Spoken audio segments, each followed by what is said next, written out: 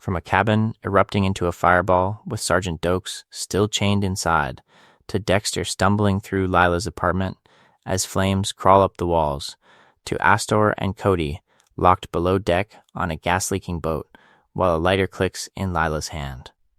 Cut again, hard, to Lila on a Paris street, camera drifting past her like any other tourist.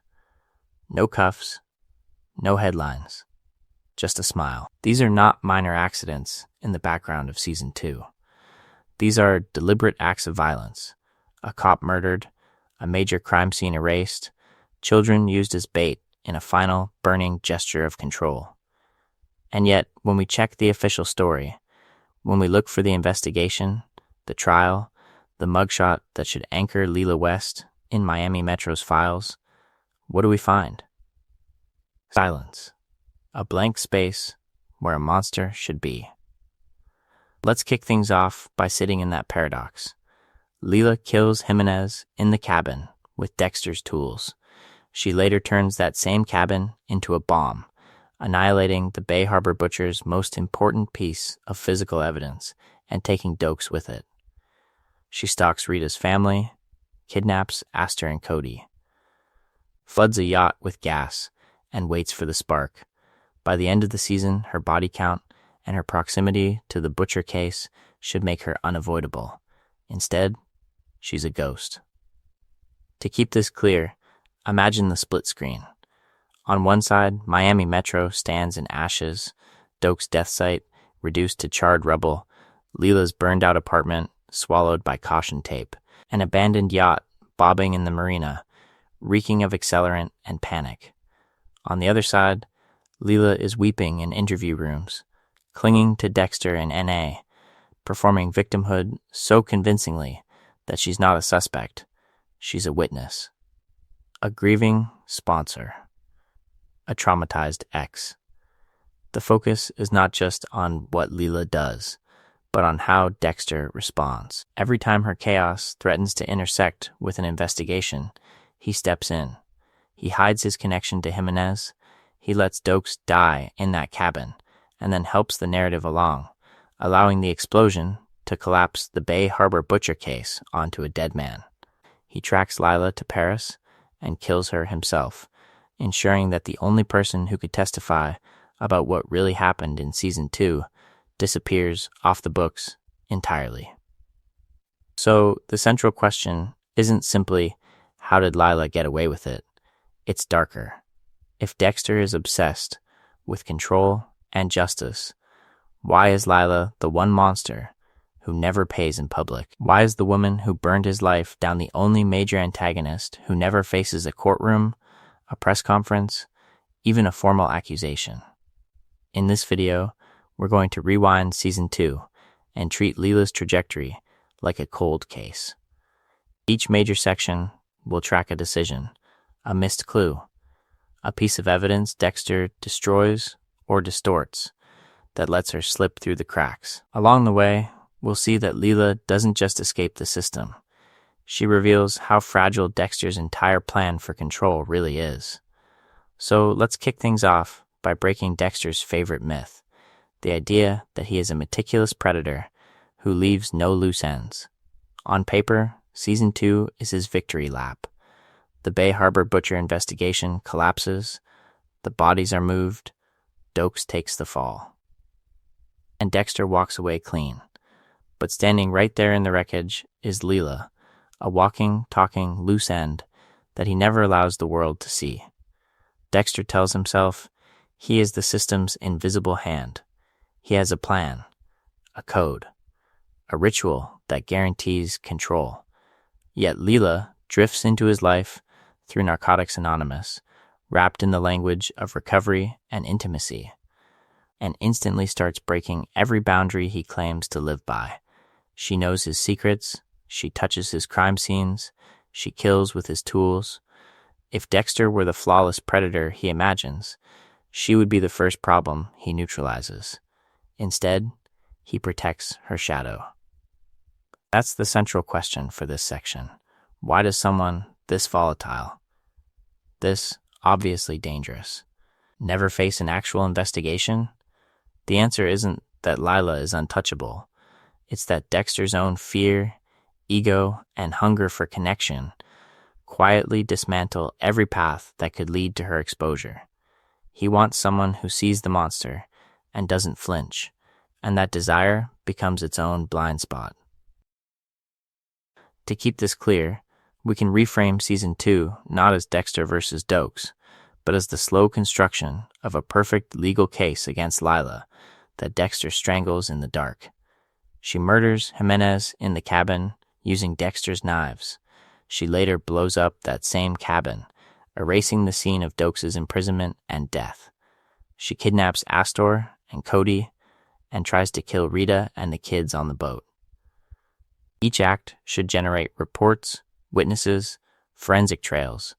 Instead, every trail bends back toward Dexter or vanishes in fire. In this video, we're going to treat each of those crimes as data points in a pattern of failure. For every move Lila makes, we'll map intention versus outcome, what should have drawn suspicion to her, and how Dexter or the system accidentally shields her. When she kills Jimenez, it should tie her to the Bay Harbor Butcher's supplier. When she kills Dokes, it should raise questions about accelerants, access, and motive. When she targets Rita's children, it should lock her into a permanent criminal record. Why doesn't it? Because Dexter keeps intervening. He lies about Lila's involvement, withholds what he knows, and ultimately flies to Paris to kill her himself, guaranteeing she never appears in a courtroom or a headline. Along the way, Miami Metro is so consumed by the Butcher case that they never reframe Lila as anything more than a damaged ex, which leads to the unsettling implication we'll build toward. If Lila walks away clean, is Dexter the real reason? And if he is, what does that make him in relation to Dokes' death and the attempted murders of Rita and the kids, savior or accomplice? So, to answer that savior or accomplice question, we need to change how we're looking at Lila entirely. This isn't a highlight reel of kills, it's a blueprint of the machinery wrapped around them. The focus is not just on who dies, but on the plans, the cover stories, and the investigations that quietly fail in the background. From the moment Lila appears as Dexter's NA sponsor, she walks in with a built-in alibi. She's the person who knows his darkness, but is supposedly helping him control it. That role gives her access, sympathy, and a free pass to be close to every crisis. To keep this clear, we're going to treat each of her big moves not as random explosions, but as case files with 3 questions. What evidence exists, who actually sees it, and who controls the narrative at the end. In this video, we're going to track Lila as a case study in miscalculation. Dexter misreads her as an intense, damaged artist he can manage. Miami Metro clocks her as a messy ex in a love triangle. Even we, as an audience, are nudged to file her under crazy girlfriend rather than serial arsonist and murderer. That collective downgrade is not an accident, it's the first failure in the investigation. Look at the trajectory of Season 2. The arsonist's death in the cabin. The apartment fire that nearly kills Dexter. The cabin explosion that wipes out Dokes and the crime scene. The boat kidnapping where Astor and Cody are bait. Each incident has physical evidence, witnesses, and a plausible investigative path. Each time, Lila either redirects attention or Dexter cuts the trail himself. When she kills Jimenez in the cabin, using Dexter's tools, the scene is primed to expose both of them. But Dexter's obsession with his own Bay Harbor Butcher problem means he's focused on containing his secret, not asking how Lila even found his kill site. His plan is always neutralize the immediate threat, maintain control of his identity. Her plan is watch what he hides, then hide inside it. That's the dynamic we're going to keep returning to. Dexter's overconfidence in his ability to manage Lila, his hunger for emotional connection that makes her understanding feel like safety, his chronic underestimation of how intelligent and opportunistic she really is. Every time he thinks he's steering the relationship, she's already 2 moves ahead in the story that will be told if anything goes wrong. Each major section will break down one Lila event as a mini-case file. We'll walk through the arsonist's death, the apartment fire, the cabin explosion, and the boat kidnapping, mapping the evidence chain and the investigative blind spots. Along the way, we'll dig into the psychology that keeps her invisible, the way she weaponizes vulnerability, wraps her manipulation in addiction language, and uses her sponsor status as a shield against suspicion. By the end, the central question won't just be why didn't Lila get caught, but how many people had to fail, on how many levels, for her to walk away clean. So if Lila isn't a criminal mastermind, how does she walk through season 2, leaving bodies, fires, and traumatized children in her wake without a single conviction? To keep this clear, we need to map out the 3 invisible shields around her: operational failures, relational failures, and existential failures. 3 layers of protection. 3 ways the investigation keeps glancing off her and snapping back to Dexter. Operational failures are the boring procedural collapses that end up being life or death. This is the paperwork, the forensics, the chain of evidence. On paper, this is where Dexter should have the most control. Instead, Lila turns his whole system into cover. She kills Jimenez in the cabin with Dexter's tools, then later blows up that same cabin with propane and accelerant. 1 scene, 2 crimes, 0 usable evidence. The fire doesn't just kill Dokes, it incinerates the context that might have tied Lila to him. From a burned-out structure in the Everglades to a charred corpse labeled Bay Harbor Butcher Suspect, the official story becomes a neat, self-contained failure that conveniently ends the case. Relational failures are softer, but just as lethal. These are the blind spots, created by affection, trust, and projection. From the moment Lila steps in as Dexter's NA sponsor, she's framed as support, not threat. Rita sees her as Dexter's recovery ally. The NA group sees her as a wounded, artistic caretaker. Even Dexter, who should know better, lets infatuation and the fantasy of being understood override his usual suspicion.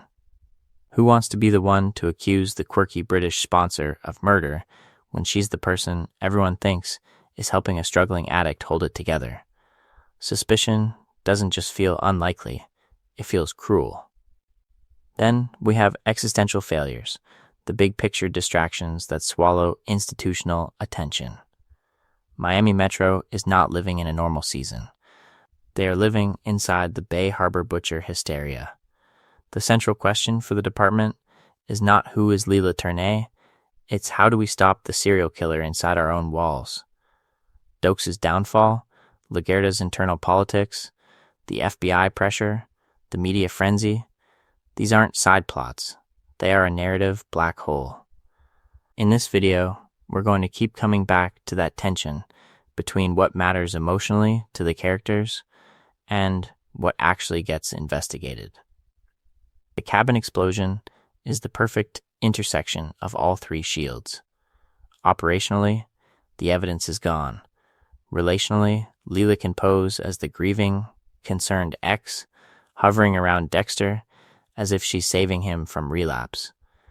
Existentially, all eyes are locked on the Butcher manhunt, on Dexter versus Dokes, so nobody looks twice at the arsonist in the background.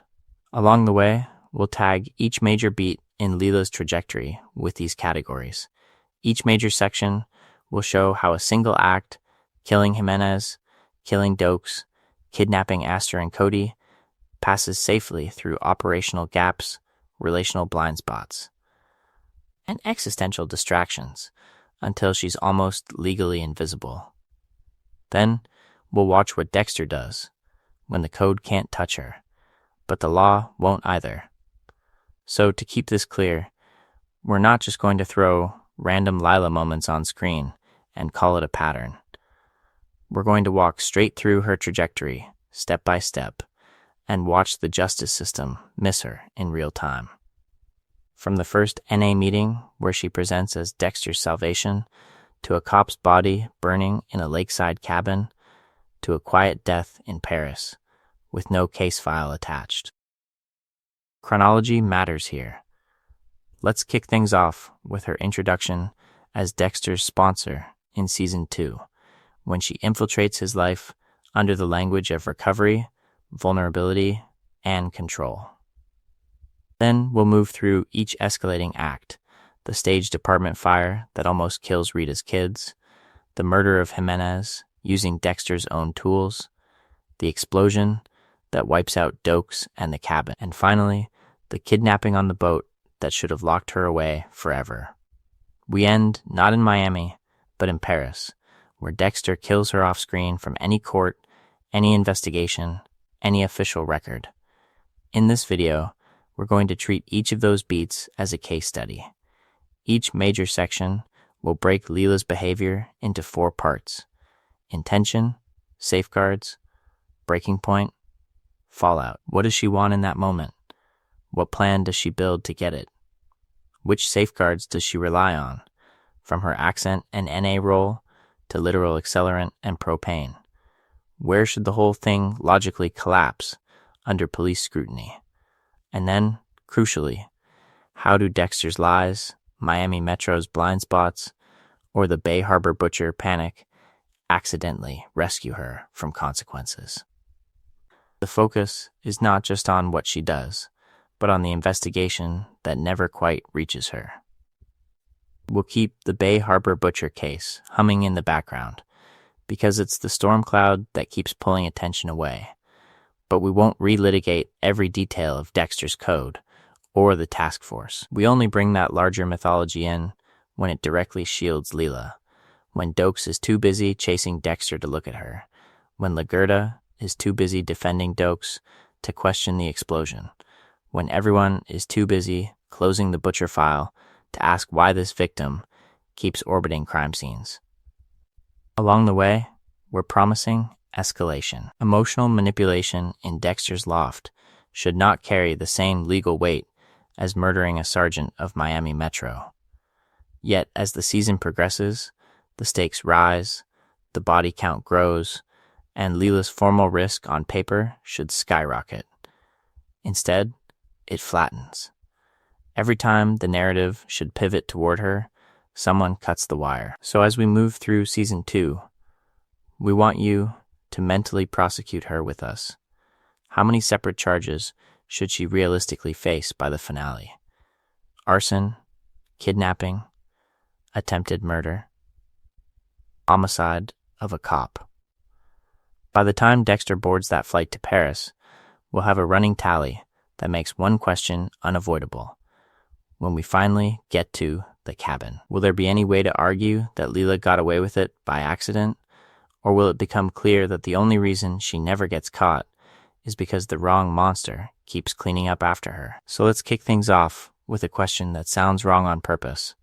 What if Lila's clean escape isn't proof that she's some criminal mastermind, but proof that everyone around her is calibrated to miss people exactly like her?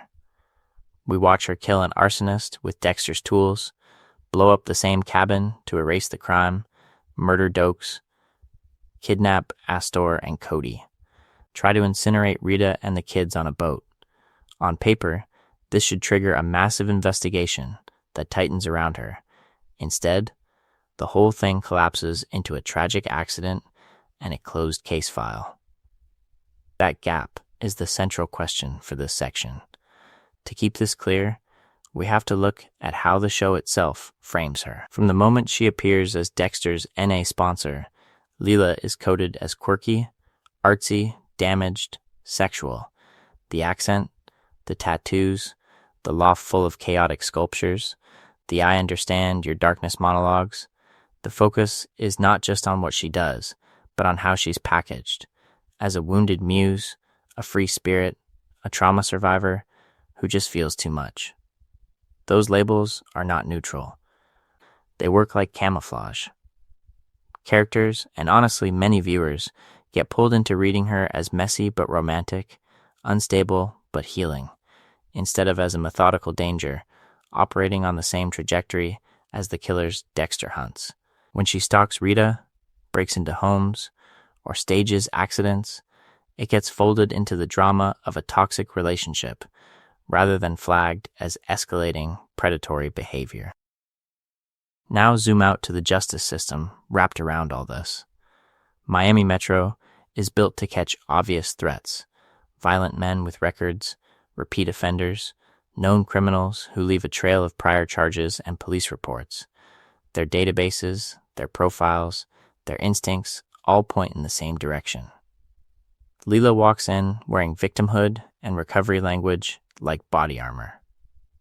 She's the sponsor, the concerned girlfriend, the woman who found Dexter's key evidence or who just happened to be nearby when something went wrong. Who is going to put NA sponsor with a tragic backstory at the center of a homicide investigation when there is a perfectly convenient Bay Harbor butcher to blame instead? And then there's Dexter's psychology, which is its own kind of blindfold. In this video, we're going to keep returning to one idea. Dexter is trained by Harry's code to hunt people who look like him. Cold, detached, overtly predatory. Lila cries, clings, idealizes him, calls herself his dark passenger, like she's offering intimacy instead of announcing a threat. His whole plan for control depends on reading predators as distant objects, not as people curled up in his bed. So if Lila isn't the only problem, what are we really watching when we rewind these scenes? Each major section will double as an indictment of the systems and people who should have stopped her and didn't. Dexter, Harry's code, Miami Metro, the justice machine itself. All of them will be on trial right alongside Lila, and none of them are walking out clean. And nowhere is that collective failure more obvious than in the very first place Lila walks in, that NA room under humming fluorescent lights. We're in a church basement, or it may as well be. White styrofoam cups, sweating bad coffee, metal folding chairs in a rough circle, the air thick with confession and secondhand smoke. Dexter sits there doing what he thinks is a controlled performance, carefully curated vulnerability, a rehearsed narrative about addiction that lets him participate in recovery without actually surrendering control. He offers just enough darkness to seem honest, not enough to be dangerous.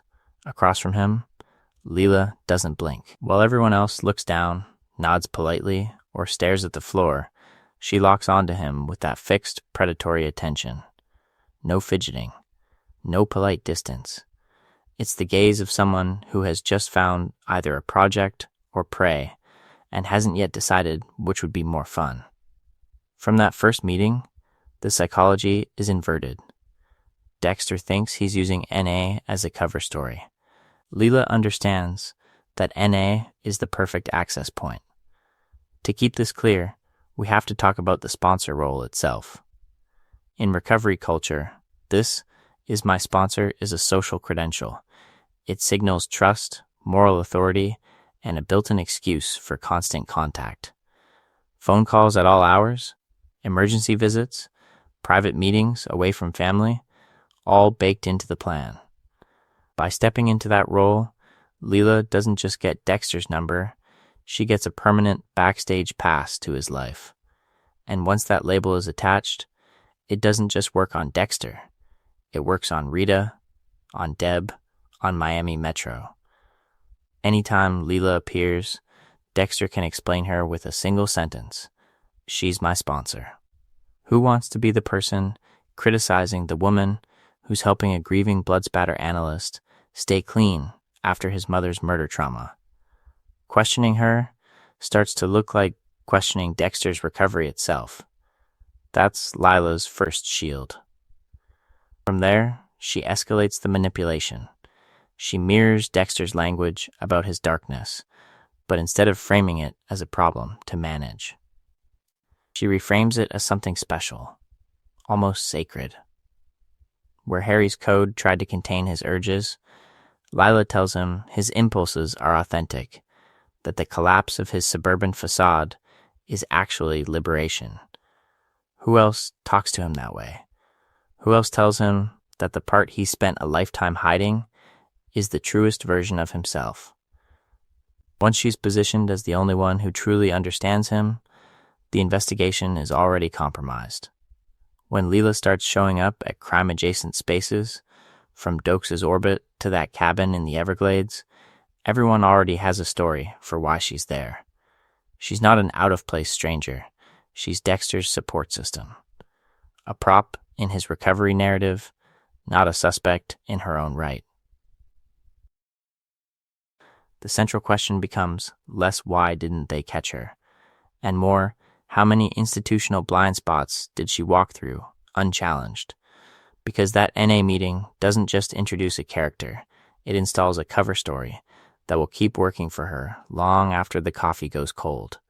And when the explosions start, literal and metaphorical, that first circle of folding chairs will still be silently protecting her. For a while, that circle of folding chairs gives her a story. What comes next gives her access. Let's kick things off with the little violations that never get written down because they don't look criminal. They just look messy. Lila showing up at Dexter's job uninvited. Lila turning up at his apartment without being asked. Lila inserting herself into his schedule, his recovery, his private space, under the banner of concern.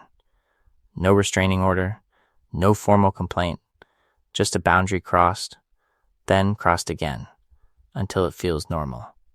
From there, the psychology shifts. She doesn't just listen to Dexter talk about Rita and the kids. She actively pushes him to abandon them. She mocks the domestic plan. She reframes his family as a cage and his addiction as authenticity. Every time she glamorizes his darkness, every time she calls his impulses freedom, she's escalating intimacy under the cover of honesty. This isn't support. It's grooming disguised as radical acceptance. To keep this clear, Dexter's misread is the engine that lets all of this run. He sees liberation, not control. He's exhausted by the code, by Harry's ghost, by the performance of being a good boyfriend and a good dad. So when Lila blows up his routines, he interprets her chaos as proof that his old life was the problem. She tells him he doesn't need Rita, doesn't need the kids, doesn't need the mask. He hears that as truth breaking through, not as a predator isolating prey. The central question becomes, who around him is actually logging what they feel? Deb feels it first. She's openly uncomfortable, suspicious, angry that this stranger has instant access to Dexter's inner world when she's been shut out for years. Rita feels it too, but it shows up as insecurity and shame, like she's being punished for expecting stability.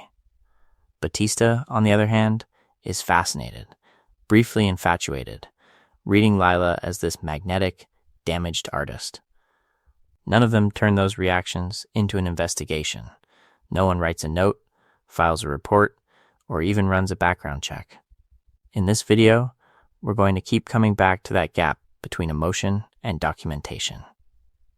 Miami Metro is full of people who sense something off about Lila, but the system only moves when someone converts a feeling into a formal act. That never happens. So when she starts committing actual crimes, there's no paper trail connecting odd sponsor behavior to potentially dangerous arsonist. By the time we reach the cabin, the arson, the murder of Dokes, Lila's presence in Dexter's orbit is already normalized. She's the sponsor, the girlfriend, the dramatic artist who makes scenes. Her earlier manipulations have done their job. They've made her constant intrusion feel unremarkable.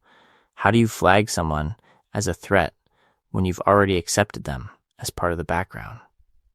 The focus is not just on what she does, but on what never gets written down. The system can't catch what it never records.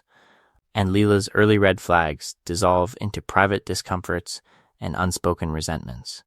Along the way, she's quietly building the perfect cover for later explosions, setting up a pattern the official record will never see.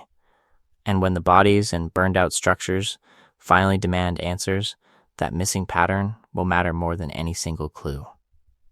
So when the bodies and burned-out structures finally demand answers, that missing pattern matters most at a lonely cabin in the Everglades, a cabin we already know far too well. This isn't just a backdrop, it's the moment Lila learns how to disappear by stepping directly into Dexter's shadow. Let's kick things off by rewinding to Dexter's confrontation with Jimenez. It's supposed to be a controlled kill. Dexter has the plastic, the tools, the code, but he hesitates. He's rattled by his own history, by the way Jimenez is wired into his trauma, and the plan fractures just enough for Lila to wedge herself in. She follows him, spies on the scene, and suddenly this off-the-books kill room is no longer Dexter's private sanctuary. It's a shared secret, and that changes the entire trajectory of what comes next. From there, Lila makes a decision that's as strategic as it is impulsive. She goes back to the cabin and kills Jimenez herself, using Dexter's tools in Dexter's ritual space under the umbrella of Dexter's existing risk profile. The knives, the plastic, the isolation in the middle of nowhere, none of that points to her. It all screams Bay Harbor Butcher. In this video, we're going to keep coming back to this pattern. Lila doesn't just mimic Dexter's psychology, she weaponizes his infrastructure. Why build your own kill room when you can hijack the one the investigation is already circling? To keep this clear, the central question isn't just why doesn't anyone suspect Lila? It's what would any piece of evidence at that cabin actually mean? If a print, a fiber, a footprint turns up, who does it implicate? The guy who's been sneaking out there with murder gear for months, or the woman no one even knows has been inside? The cabin is already contaminated by Dexter's secret life. Any forensic spotlight that hits it will land squarely on him. That gives Dexter a brutal incentive. He can never let police near this place without inviting total collapse. And this is where Lila's real brilliance shows. She turns Dexter's obsession with control into her operational shield. She commits murder in the one location he is structurally incapable of exposing. He has to keep quiet. He has to manage the scene. He has to fold her crime into his own ongoing cover-up, because pulling the thread risks unraveling the Bay Harbor Butcher case. His job, his family, his entire constructed identity. From the moment Jimenez dies on that concrete floor, Lila's survival is welded to Dexter's. If she ever goes down for that kill, he goes down harder. But what happens when she realizes she can push further, burn brighter, and he still can't safely point a finger at her? That's where the next escalation hits, and where the fire at that same cabin becomes something much worse than a single invisible kill. And here's where the whole framework twists. The cabin doesn't just erase Jimenez. It erases the one clean path Dexter ever had to put Lila in a courtroom instead of on a kill table. The very system that's supposed to limit collateral damage suddenly becomes the shield that keeps a guilty woman untouchable. To keep this clear, Harry's Code has two stated goals. Don't kill the innocent. Don't get caught. Simple, efficient, a plan for control in a life built on compulsion. But with Lila, those rules collide. Turning her in for Jimenez would mean walking into Miami Metro and explaining why she knew about that cabin, why his tools were there, why his Dina is smeared across a crime scene that should not exist. The investigation wouldn't stop with her. It would follow the knives, the plastic, the blood slides, all the way back to the Bay Harbor Butcher. So Dexter runs the calculus the way Harry trained him. Protect the secret at all costs. If exposing Lila requires confessing to stalking Jimenez staging the kidnapping setup, and performing the entire ritual that the code supposedly sanctifies, then the code itself forbids it. The moral choice, inside this warped psychology, is not to help the law. It's to let the law stay blind. This is the pattern interrupt. We think of Harry's rules as the thing that would finally stop someone like Lila. In this video, we're going to keep coming back to that gap between intention and outcome, but here it's especially stark. The code does not reach out to protect Rita, or Astor and Cody, or Dokes. It curls inward, wraps itself around Dexter's survival, and calls that virtue. If saving himself means letting Lila walk away from a murdered drug dealer and a dead cop, that becomes the righteous move. And notice the blind spot. The code was built for a lone wolf hunter, not an entangled accomplice who weaponizes proximity. Harry imagines Dexter stalking strangers, verifying victims, preparing a kill room. He does not imagine an NA sponsor who learns the ritual, steals the tools, torches the cabin, and then stands in front of the police as a tearful witness. There is no clause for, what if someone discovers your darkness and uses it as cover for their own? The consequences are brutal. Lila can kill Jimenez with Dexter's knives, incinerate Dokes in a propane blast, kidnap the kids, and still slip past every official investigation because the one person who could connect all the dots is bound by a promise to a dead man. Each major section will show Dexter's plans collapsing, but this one is different. The failure is baked into the operating system. And that leaves us with the central question. If Harry could see Lila using his son's darkness as camouflage, would he still call the code a success? Or would he have to admit that in trying to control one monster? He engineered a design that could never account for the ones standing right beside his son, smiling and walking away, because Lila isn't the last person to do that. So when we follow that thought experiment through Harry's eyes, we land in the ugliest possible test case. Lila's Apartment Inferno. This is where the code's fantasy of control meets a woman who treats chaos as an art form, and then convinces everyone she's the one who needs protecting. Let's kick things off inside that loft. Cramped, cluttered, every surface a hazard, canvases stacked like kindling, splattered with flammable paints and solvents, sculptures made of scrap, fabric, and resin. Gas quietly hissing from the stove, filling the room while Dexter lies, drugged and disoriented, on the floor. Lila closes the windows, turns the valve, locks the door, and walks away as the air becomes a bomb. Flames don't just appear here. They crawl up the walls along a path she's already mapped in her head. This is premeditated, attempted murder, staged to read as a tragic accident. To keep this clear, think about what any competent arson investigation would expect to find. Distinct burn patterns tracing back to a single point of origin, residue from accelerants, or concentrated gas near the stove, heat signatures that say rapid flashover instead of slow electrical fault. A locked door that should raise the central question: how did the supposed victim's boyfriend end up trapped inside with no obvious means of escape? On paper, this is not a mysterious act of God. It's a crime scene, begging to be treated as intentional arson. And yet, Lila has already written her own case file. She preps her alibi the same way she preps the room. She's conveniently elsewhere when the fire erupts, ready to perform shock and horror the moment the news hits. In this video, we're going to keep coming back to this pattern. She doesn't just react to events, she scripts them.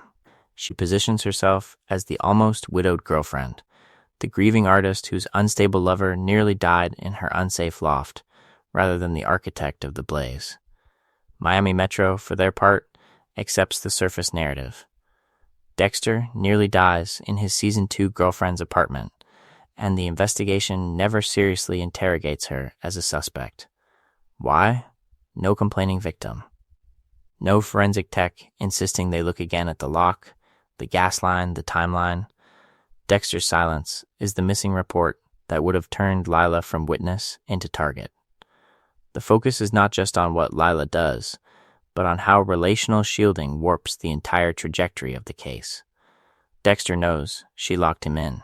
He understands the psychology behind her escalation, but exposing her would also expose his own double life, his own pattern of secrets and improvised plans. So he says nothing.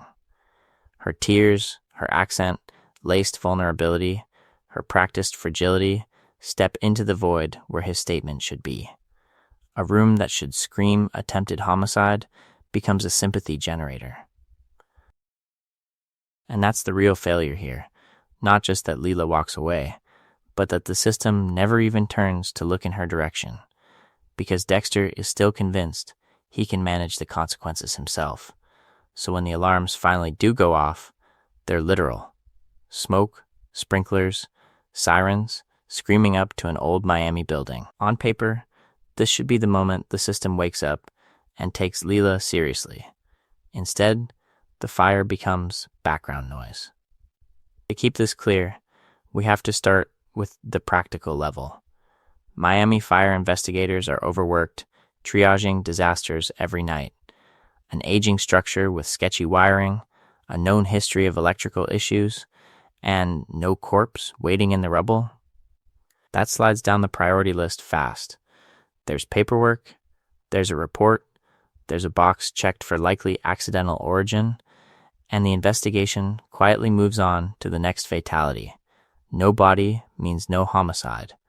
No homicide means no real heat. And Dexter makes sure it stays that way. He's the almost victim, the man who should be demanding answers, and he refuses to press charges. He doesn't tell anyone that Lila had a key. He doesn't mention that she was the last one there, that the door was locked from the outside, that his escape was a near statistical impossibility. The central question of intent, the difference between tragic accident and attempted murder, never even gets entered into the record, because Dexter never speaks it out loud. In this video, we're going to keep coming back to that gap between what Dexter knows and what he's willing to let the system know. Here, he amputates the most incriminating parts of the story. No mention of obsession, no pattern of stalking, no hint that his NA sponsor has crossed into open violence. Officially, it's faulty wiring and bad luck. Privately, it's another example of Dexter believing he can control the consequences better than any investigation can. Then there's the social optics.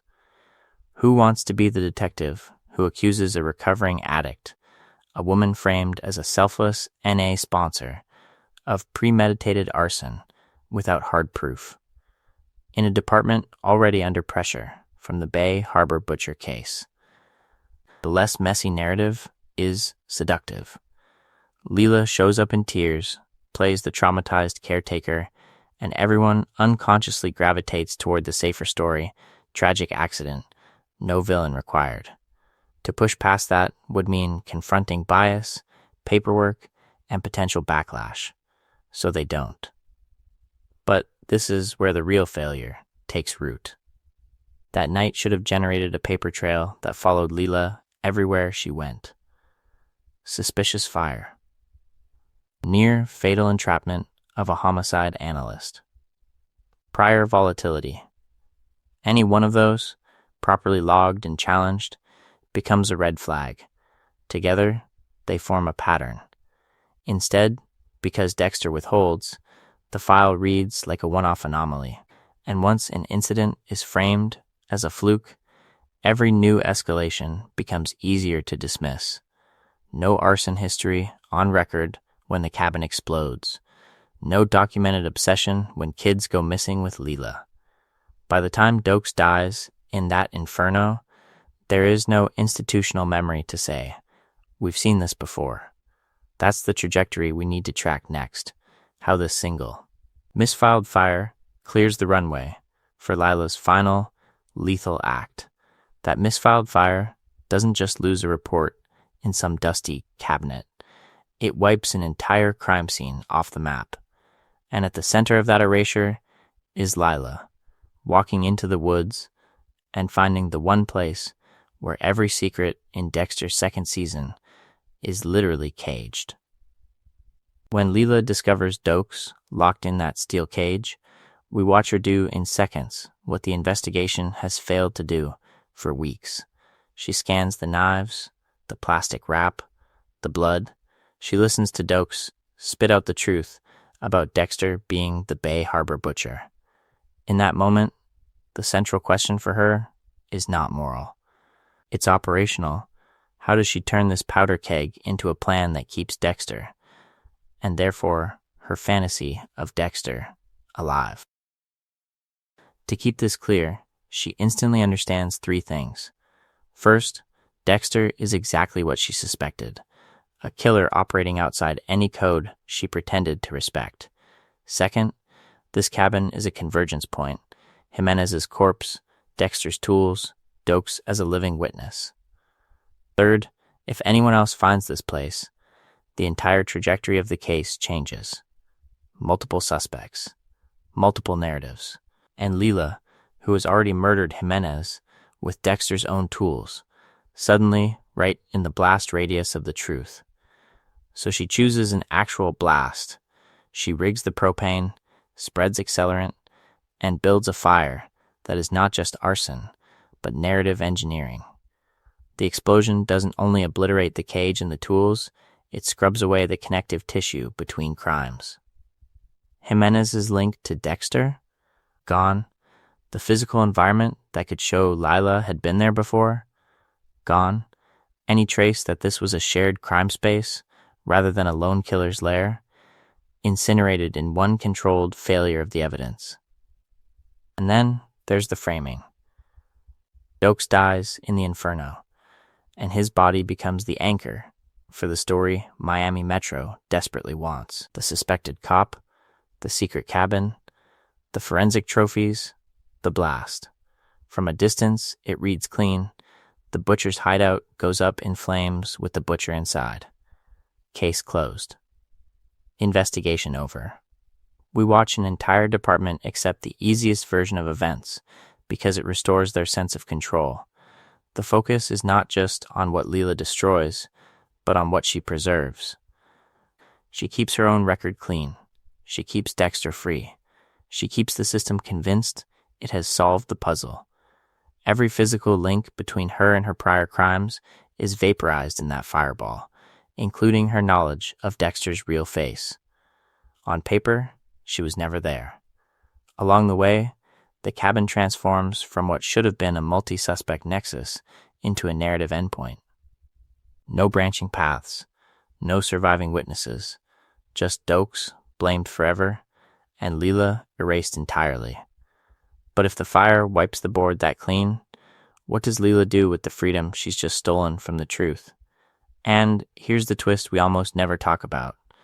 That whiteboard is the cleanest crime scene in the entire Bay Harbor butcher investigation, and Dexter didn't design it. We're trained to picture Dexter's control as sheets of plastic, labeled tools, and a body laid out with ritual precision. Stalk the target, confirm the victims, prepare the kill room, leave no evidence. That's the fantasy. But the cabin is the opposite image. Scorched wood, twisted metal, bone fragments fused into ash. No wrap, no slides, no careful disposal, just total annihilation. And somehow, that chaos achieves what Dexter's meticulous plan always promises and rarely delivers. No evidence, no witnesses, no loose ends. To keep this clear, think about Dexter's usual trajectory. His ritual leaves patterns, missing offenders, ocean dumps, blood slides, a trail a good cop like Dokes can read. His control is an illusion built on repetition. Lila walks into that same investigation and in one night does what the code never quite manages. She doesn't hide the bodies. She erases the story. The central question becomes, whose victory is this fire actually securing? On the surface, it plays as Dexter's narrow escape. Dokes dies in the cabin, the forensics line up just enough. And Miami Metro collapses the entire Bay Harbor butcher case into one dead suspect. Dexter is safe. LaGuardia is wrong. The file gets closed. We're almost invited to exhale with him, to treat this as proof that his plan, his dark passenger, his system, still works. But if we pause the episode right there, something uncomfortable snaps into focus. Lila is also walking away clean. The woman who killed Jimenez with Dexter's tools, who murdered a cop, who weaponized the investigation itself, just used that same explosion to vaporize every physical link between her and those crimes. In this video, we're going to keep insisting on this inversion. The most successful cover up in the Bay Harbor Butcher saga doesn't belong to the serial killer who lives for control. It belongs to the arsonist who acts on impulse. Along the way, the show conditions us to see Lila as an accessory to Dexter's story, not an architect of her own. She's framed as the unstable girlfriend, the toxic sponsor, the mistake he has to correct. Yet, at the cabin, she out Dexter's Dexter. She reads the pressure points of the investigation, recognizes that Dokes is both a threat and a shield, and pulls one brutal lever: burn everything, protect herself. Let an innocent man's reputation absorb the consequences. That's the pattern interrupt buried in Season 2. We think we're watching the rise of the Bay Harbor Butcher myth as Dexter's dark triumph, when in reality, Lila is ghostwriting the ending. Without her explosion, Dexter's secret and her crimes might have surfaced together, forcing the investigation to confront a much messier truth. So, if the perfect crime scene in this entire saga is the one Dexter didn't plan, what else about his supposed control is being propped up by other people's chaos? So when we call Lila's cabin explosion the perfect crime scene, we're not just praising clever staging. We're acknowledging that this is the moment where she doesn't just erase evidence, she rewrites a man's entire existence. Sergeant James Dokes doesn't die as a cop in the line of duty. He dies as a story Lila needs the world to believe. To keep this clear, we have to sit with who Dokes is before she strikes. He's not a random obstacle. He's a decorated veteran, an elite sergeant, the only person in Miami Metro whose instincts cut clean through Dexter's fade. For an entire season, the investigation paints him as volatile, dangerous, maybe even unhinged. And yet he's the one who's right about Dexter from the start. That's the moral weight Lila casually picks up and throws into the fire. Let's kick things off with the image. Lila walking into that remote cabin, expecting to find a monster's lair, and instead finding the monster's hunter in a cage. Dokes is bruised, desperate, but lucid. He tells her exactly what's happening, that Dexter is the Bay Harbor Butcher, that he's being framed, that this whole setup is a grotesque inversion of justice. She listens. She processes. Then she chooses. This is not a panicked act of self-defense. It's a deliberate plan to preserve Dexter, and by extension, the fantasy relationship she's built around his darkness. She assembles propane tanks, accelerant, ignition. She leaves Dokes trapped inside, fully aware he will burn and then blow. The psychology here is chilling.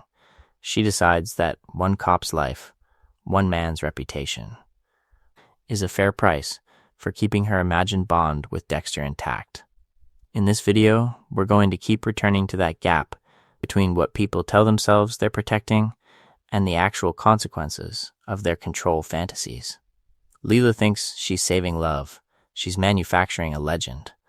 The explosion itself tells a forensic story that Miami Metro is all too ready to read. Dokes' body is in the blast radius, surrounded by tools, plastic, and blood traces that match the Bay Harbor Butcher's known MO. The remote cabin fits perfectly as a secret kill site, off-grid, isolated, consistent with the investigation's trajectory. From a distance, the scene screams.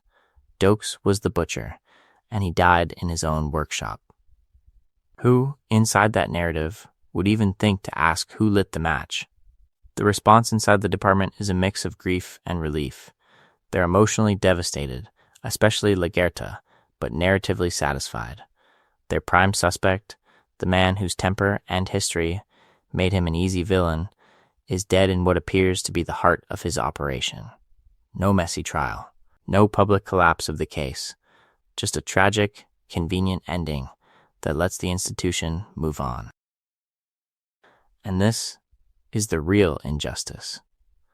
Lila doesn't just kill Dokes, she steals his name, grafting her crime onto his legacy so completely that no one in universe ever questions her involvement. The focus is not just on the physical murder, but on the reputational execution that follows. If Dexter's myth survives because someone else carries the blame.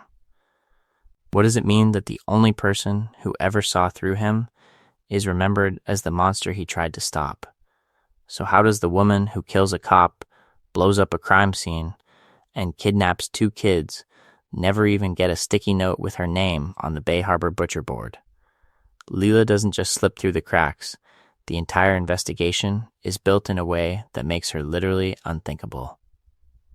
To keep this clear, we need to walk through all the reasons she should be on their radar. She's Dexter's NA sponsor, instantly woven into the life of the blood-spatter guy at the center of the task force. She has sudden, public emotional breakdowns at the station, a trail of chaos behind her, and an apartment fire that conveniently erases evidence right after Dexter tries to pull away. She somehow intuits Dexter's darker side, shows up at the cabin where he's holding Jimenez, then later just happens to be in position to blow that same cabin sky high with Dokes inside.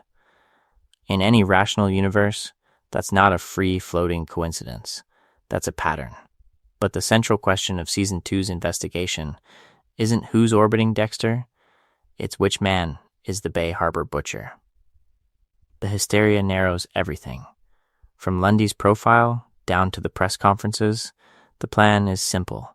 One killer, male, highly skilled, meticulous, with a code that explains the dump sites and the blood slides. There's no conceptual space for an accomplice, no bandwidth for an unrelated arsonist, no imagination for a second predator feeding off the main case.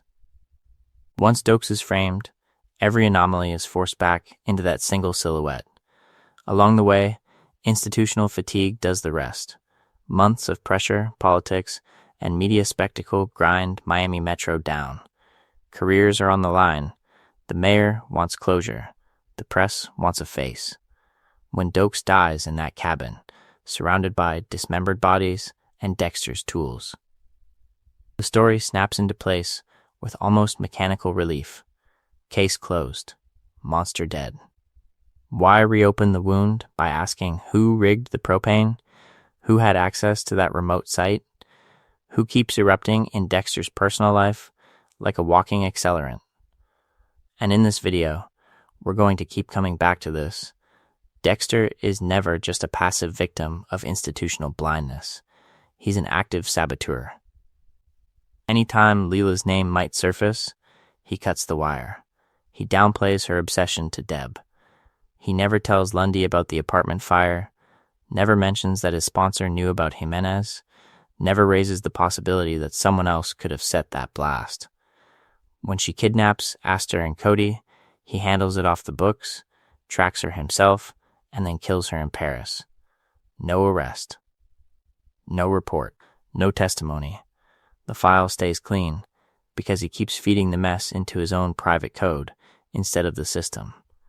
So Lila's absence from the official record isn't a clerical error. It's the cumulative result of tunnel vision, exhaustion, and one very motivated serial killer protecting his own secret. The investigation collapses exactly where Dexter needs it to. But what happens when he can't control who carries his myth next? So when we ask how Lila never gets caught, we have to walk onto that yacht with her. Night air. Empty slips. The soft clink of rigging in a marina that feels abandoned on purpose. This isn't random scenery. It's a stage she's chosen because no one is supposed to see what happens next. She gets there first. She tampers with valves, loosens connections, makes sure gas will bleed invisibly into the cabin. The boat becomes a quiet machine of death, a floating bomb waiting for a spark. Then she does the part she's best at. She plays the caring adult. She lures Astor and Cody aboard with the promise of fun, adventure, attention. The trap is domestic, not cinematic. A boat trip, not a kidnapping. But what else do we call it when children are taken under false pretenses into a lethal setup they can't understand? To keep this clear, this is not a crime of passion. This is escalation. Up to this point, Lila has targeted threats and rivals, the arsonist, Jimenez, Dokes, people who, in her warped psychology, could be framed as obstacles to Dexter's supposed freedom. On the yacht, the mask drops. She is now willing to incinerate 2 kids and Dexter's ex-wife just to erase the family that competes with her fantasy. The focus is not just on violence, but on control. If she can't possess Dexter entirely, she will annihilate the parts of his life that make him choose something else. And again, Dexter's plan to contain her collapses at the exact moment it matters most. He arrives at the marina in a rush, following the trail not as a cop, but as a man cleaning up his own mess. We watch the frantic rescue play out in real time, Dexter racing down the dock, the kids groggy and confused in the cabin, the smell of gas thick in the air. He gets Astor and Cody out, shields them, neutralizes the immediate threat. A hero image, if we freeze frame it. But notice who never shows up. Uniformed officers, crime scene techs, any formal investigation at all. The central question becomes unavoidable. What evidence is left behind, and what happens to it? We have tampered valves. We have a boat Lila can access. Witnesses who can say exactly who invited them and where. We have a clear motive, a pattern of obsession and prior arson. On paper, this is textbook kidnapping and attempted murder. In reality, it evaporates, because Dexter's next move is not to call it in. It's to get Rita and the kids away, to calm them, to let the night swallow the crime scene. Along the way, every potential charge against Lila depends on someone insisting it be written down, logged, pursued. Dexter doesn't. He rescues the victims, but refuses the system. And that's the key failure. He stops the explosion, but he never lets this overt act of violence crystallize into a case file. Once again, Lila's worst crime becomes just another secret folded into Dexter's private code, setting up an even darker resolution when he decides the law will never touch her at all. So we end up with this surreal outcome. A woman kidnaps 2 children, tries to blow up an entire family on a boat, and the legal system never even says her name. No arraignment, no manhunt, no trial. It's not that the investigation fails, it's that an investigation never properly begins. To keep this clear, the central question isn't could they prove it?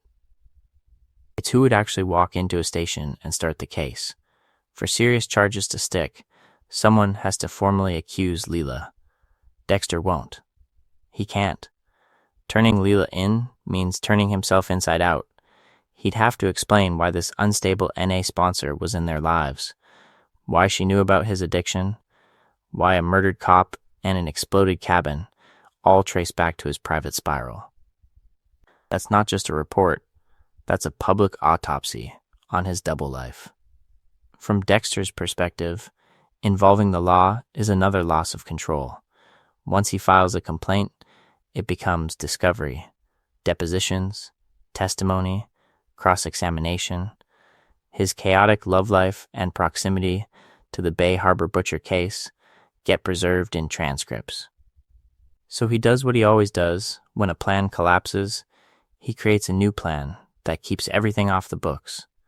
Rescue the kids. Calm Rita. Erase Lila himself.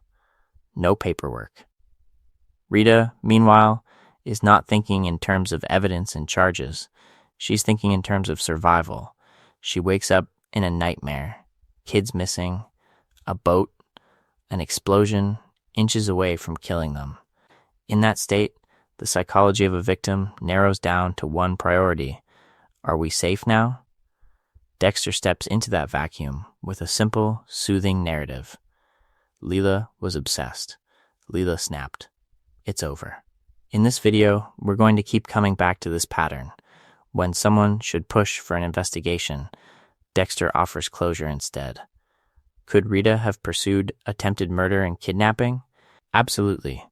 But with no partner encouraging her to reopen the wound, with no clear understanding of Lila's full intent, that boat becomes a family trauma, not a case file. She doesn't see the larger trajectory of Lila's violence. She only sees the immediate horror and the relief of having survived it. The same thing happens with Astor and Cody. These kids could identify Lila. They were there. They saw her. Yet children don't walk into homicide and start legal proceedings.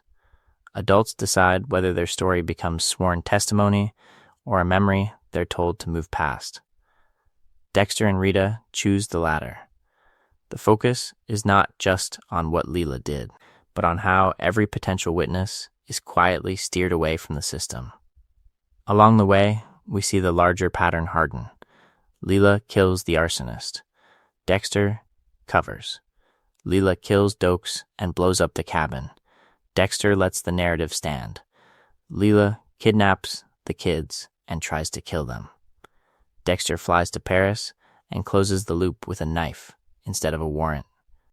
Each major section will show the same move. When chaos erupts, Dexter chooses the fastest private solution over the slower, messier legal route. And that's the real black hole. The justice system can't prosecute crimes it's never formally asked to investigate. Lila survives, right up until Dexter kills her, because every atrocity she commits stays just shy of official recognition. Swallowed by his need to keep his own secrets intact. The law doesn't fail to catch her, it's never truly allowed to look. And that's where the pattern breaks. The code is supposed to show up exactly when the law can't, to step into that blind spot and deliver a different, darker kind of accountability. Stalk the target. Confirm the victims. Prepare the kill room. When courts fail, Dexter's rituals are meant to be the backstop. But with Lila, that promise quietly collapses.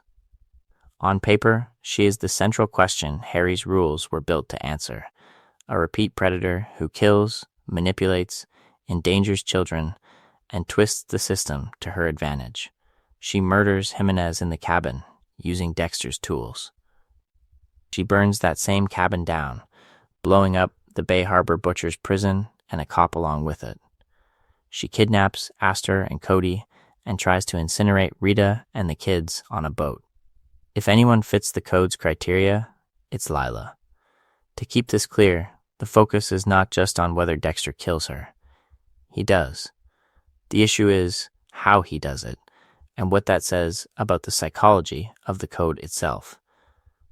Instead of turning Lila into a target whose crimes are meticulously documented and confronted, he handles her entirely off the books, like a loose end in his personal life, rather than a monster in her own right.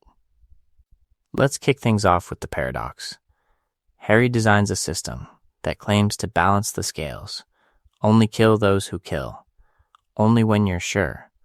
Only when the investigation has failed.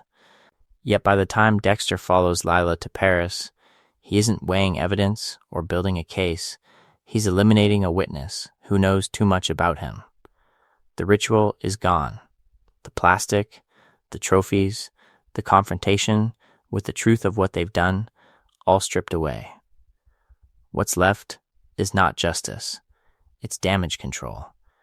This is where Lila exposes a deeper flaw in Harry's design. The code assumes there will be one hidden monster in the room, and that monster is Dexter. It never anticipates another predator, learning his patterns, weaponizing his darkness as camouflage, and using his need for control as a shield. Lila survives as long as she does, precisely because she nests inside Dexter's secret life. Any real investigation into her would drag his entire trajectory into the light. Pattern interrupt. Imagine if Dexter had done nothing. No cover-ups. No destroyed evidence. Miami Metro would have been staring at a murdered informant, an obliterated crime scene, a dead sergeant, and a volatile NA sponsor present at every explosion. How long before Lila, not Dokes, became the focus of the investigation? Instead, by killing her privately in a foreign city, Dexter doesn't just stop a threat. He erases the only complete record of her crimes. There's no trial, no headline, not even a whispered theory that connects those bodies to her name. Her victims, Dokes, Jimenez, the children she terrorized, never receive even symbolic justice. And along the way, the code reveals what it really protects when pushed. Not the public, not the balance, but Dexter's illusion of control.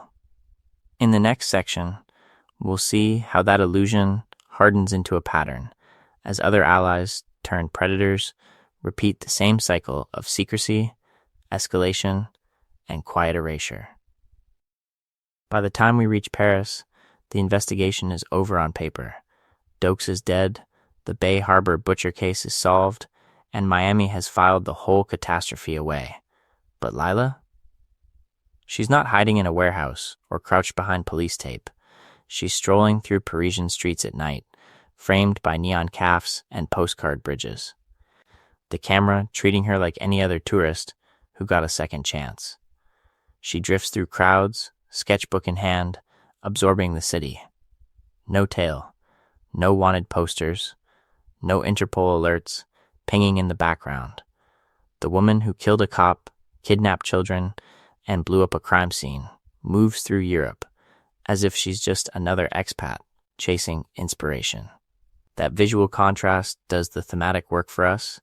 The closer Miami's investigation came to Dexter, the further it drifted from her. On screen, we watch the collapse of institutional memory. Off screen, the files are closed, the witnesses scattered, the pattern erased. And then, Dexter appears. No badge, no warrant, no plan involving extradition or cooperation with French authorities. Just a one-man mission that exists completely outside any legal framework that could have turned Lila's crimes into a case, a trial, a headline. To keep this clear, every step he takes here is about control, not justice. He tracks her with the same meticulous stalking we've seen all season, but there's no thought of calling LaGuerta. No impulse to tip off anyone who could reopen the investigation she slipped through. Instead, we get a private hunt in a public city. Dexter studies her routine, slips into her rented flat, and constructs a kill that is almost disturbingly intimate. No plastic cathedral this time, no ceremonial blood slides, no taped confession that might outlive him. Just a syringe in the dark, a brief struggle, and Lila's body left to be catalogued as one more unexplained death in a foreign capital. How many dots could have been connected if he'd chosen differently? How many names could have been spoken aloud in a courtroom instead of disappearing into his internal code? In this video, we're going to keep returning to that gap between what the code promises and what it actually delivers. Here, the focus is not just on the efficiency of the kill, but on the consequences of making it invisible. By bypassing the courts, Dexter guarantees that Lila's story ends as a whisper. Dokes is remembered as a monster. Jimenez is a footnote. Astor and Cody never see their kidnapper face any public reckoning. Miami never learns that its great cleansing narrative was built on a lie. This is Dexter's ultimate operational success and his deepest moral failure in the same breath. He neutralizes the threat, preserves his secret, and permanently locks the truth away in a Paris apartment. And along the way, he quietly proves that the one villain who truly escapes is the one he decides no one else is allowed to see. The central question, going forward, is what happens when this pattern repeats with people who aren't as cleanly disposable as Lila. Lila walks through a minefield of bodies and burning buildings, and no one at Miami Metro ever really turns their head. That's not just luck. That's what happens when an entire institution is staring so hard at one monster that it goes blind to everything standing in his shadow. To keep this clear, we have to remember where we are in Season 2. Press conferences every other day. Lagerta and Matthews playing politics in front of cameras. The FBI flying in Lundy as the specialist who's going to crack the Bay Harbor butcher case wide open. Every briefing, every man-hour, every late-night evidence review is funneled into a single, high-profile investigation. The plan is simple. Catch the butcher, restore public confidence, survive the media cycle, control the narrative, control the damage. But that tunnel vision has a cost. When an institution is under siege, its psychology narrows. Detectives are trained, implicitly, to see patterns that match the butcher's MO: dismembered bodies, plastic wrap, ocean dumps, forensic precision. Anything that doesn't fit that pattern slides into the background. Arsons, domestic blowups, a volatile NA sponsor with a history of accidents. Those live in separate mental folders, far away from the task force wall. This is exactly where Lila thrives. She doesn't just slip between the lines of the code, she slips between the lines of the case file. She kills Jimenez in the cabin using Dexter's tools, then later turns that same cabin into a fireball, erasing physical evidence before anyone can meaningfully process it. When Dokes dies in that explosion, the blast is instantly folded into the ongoing narrative: the butcher's cage, the butcher's cabin, the butcher's collateral damage. Who in that room is going to stop and ask whether a random British arsonist might have rewired the entire scene? We watch near misses stack up. Lila accidentally sets Rita's apartment on fire after a jealous confrontation, and it's treated as messy personal drama, not attempted murder. She inserts herself into the investigation as Dexter's NA sponsor, playing the fragile, artistic outsider who just wants to help him recover. She's in the hospital, at the station, hovering around key players. How many times could someone have paused and said, "Who is this woman, and why is she always orbiting chaos?" Instead, they move on to the next Bay Harbor lead, the next press briefing, the next way to reassure the public that the plan is working. Along the way, Dexter quietly reinforces that blind spot. He doesn't give them Lila's name when the cabin explodes. He doesn't connect her to the kid's kidnapping or the boat incident. He lets the official story collapse neatly around Dokes as the butcher and walks away, knowing that any deeper look would unravel his own illusion of control. The focus is not just on what Lila does, but on what no one else is willing or able to see. As long as Dexter is the headline, Lila is just background noise. And that sets up the next step in this trajectory: what happens when the chaos he protects stops being containable at all. And that background noise has a very specific sound: a lilting British accent, a tragic backstory, and a gallery full of broken dolls and neon skulls. Lila doesn't just blend in, she curates a persona that makes the idea of her being dangerous feel almost absurd. Let's kick things off with that accent and bohemian styling, because the psychology there matters. In Miami, Lila reads as an exotic import, the chaotic artist who drifted in from some darker, cooler season of another show. The clothes, the tattoos, the loft full of provocative art, all mark her as an outsider, but a safe one. People don't look at her and see a threat profile. They see a muse. They project depth, damage, and fragility onto her, which is exactly the camouflage she needs. To keep this clear, Lila is constantly writing herself into the role of victim, of addiction, of past abuse, of emotional neglect. Every NA share is a carefully calibrated confession, just raw enough to feel honest, just theatrical enough to steer the room. When she tells Dexter she understands his darkness because she's been abandoned, because people always leave, she's not just bonding, she's priming him and everyone around her to see her as someone who needs protection, not investigation. Watch how that plays out when things go wrong. After the cabin explosion that kills Dokes, Lila doesn't argue evidence, she performs emotion. Wide eyes, stammered fear, tears clinging at the edge of her lashes. The police see a traumatized witness, a fragile woman who barely survived a killer's lair, not the architect who rigged the propane and accelerant. When she stages fear, the investigation bends around her, because who wants to accuse the person sobbing in the corner? The same pattern appears with Dexter's friends. When Rita confronts her, Lila leans into the narrative of being misunderstood, discarded, replaced. With Dexter, she cycles through panic, despair, and devotion, each emotional spike designed to keep him managing her feelings instead of questioning her actions. The focus is not just on what she says, but on the way she says it. Broken voice. Self-blame. The suggestion that any anger toward her is just another chapter in a lifetime of abuse. Who wants to feel like they're reenacting someone's trauma by calling them out? This is where the real-world bias clicks in. Law enforcement is trained, formally or not, to look for specific silhouettes, angry men, prior records, clear motives. Lila is a white, foreign, artistic woman attached to an NA program and a cop-adjacent forensic tech. She doesn't match the mental template of a cop killer, so suspicion slides off her.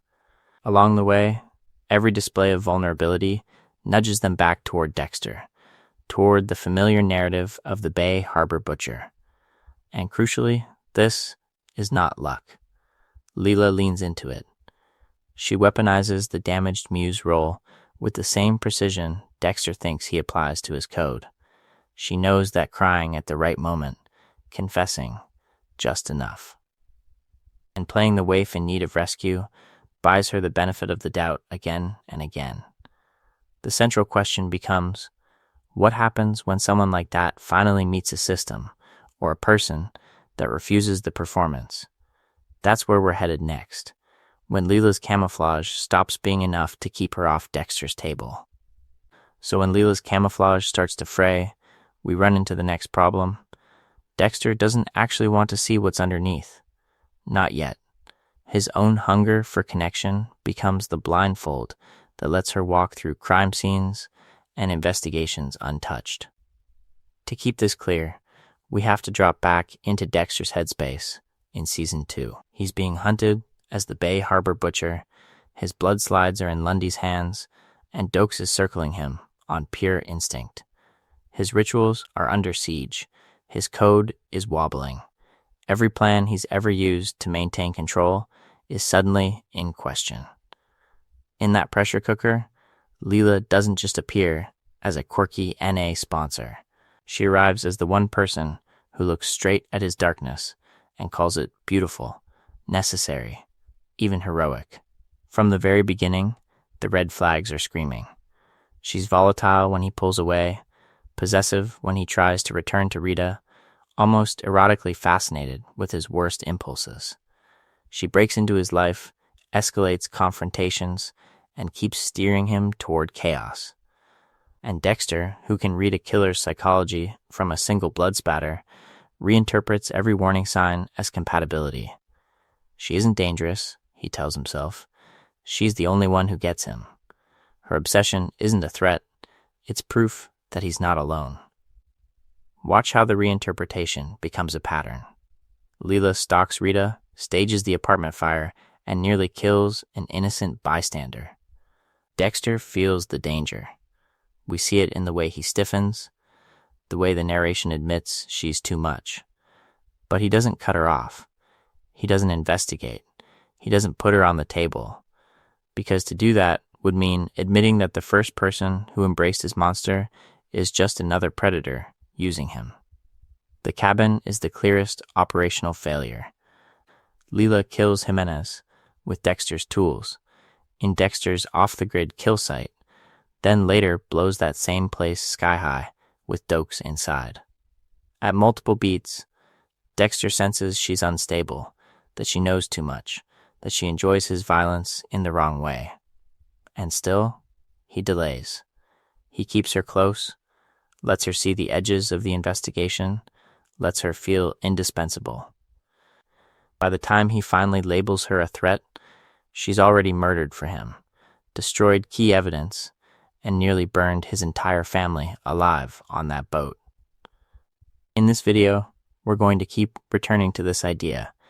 The focus is not just on Dexter's romantic life, but on how his emotional neediness sabotages his operational discipline. Lila is not a side plot. She's a case study in how his craving to be seen overrides the code and corrupts his risk calculations. That's why she never gets caught. His blind spot is her alibi.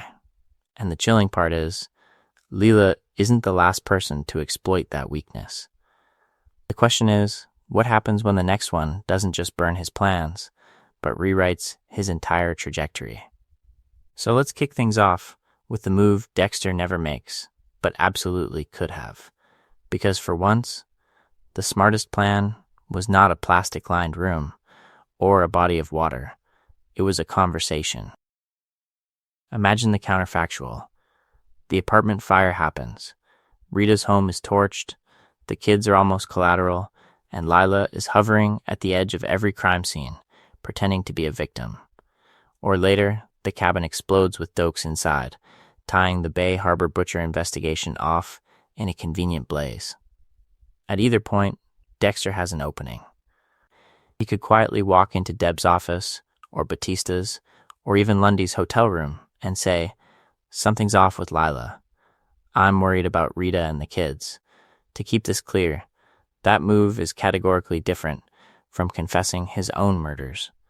Reporting Lila doesn't automatically expose the code or the kill rooms, because he doesn't need to mention any of that.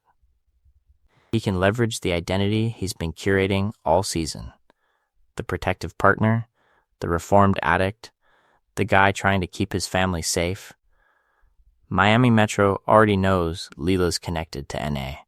They know she's been around Dexter. They know the arson pattern keeps circling the same people.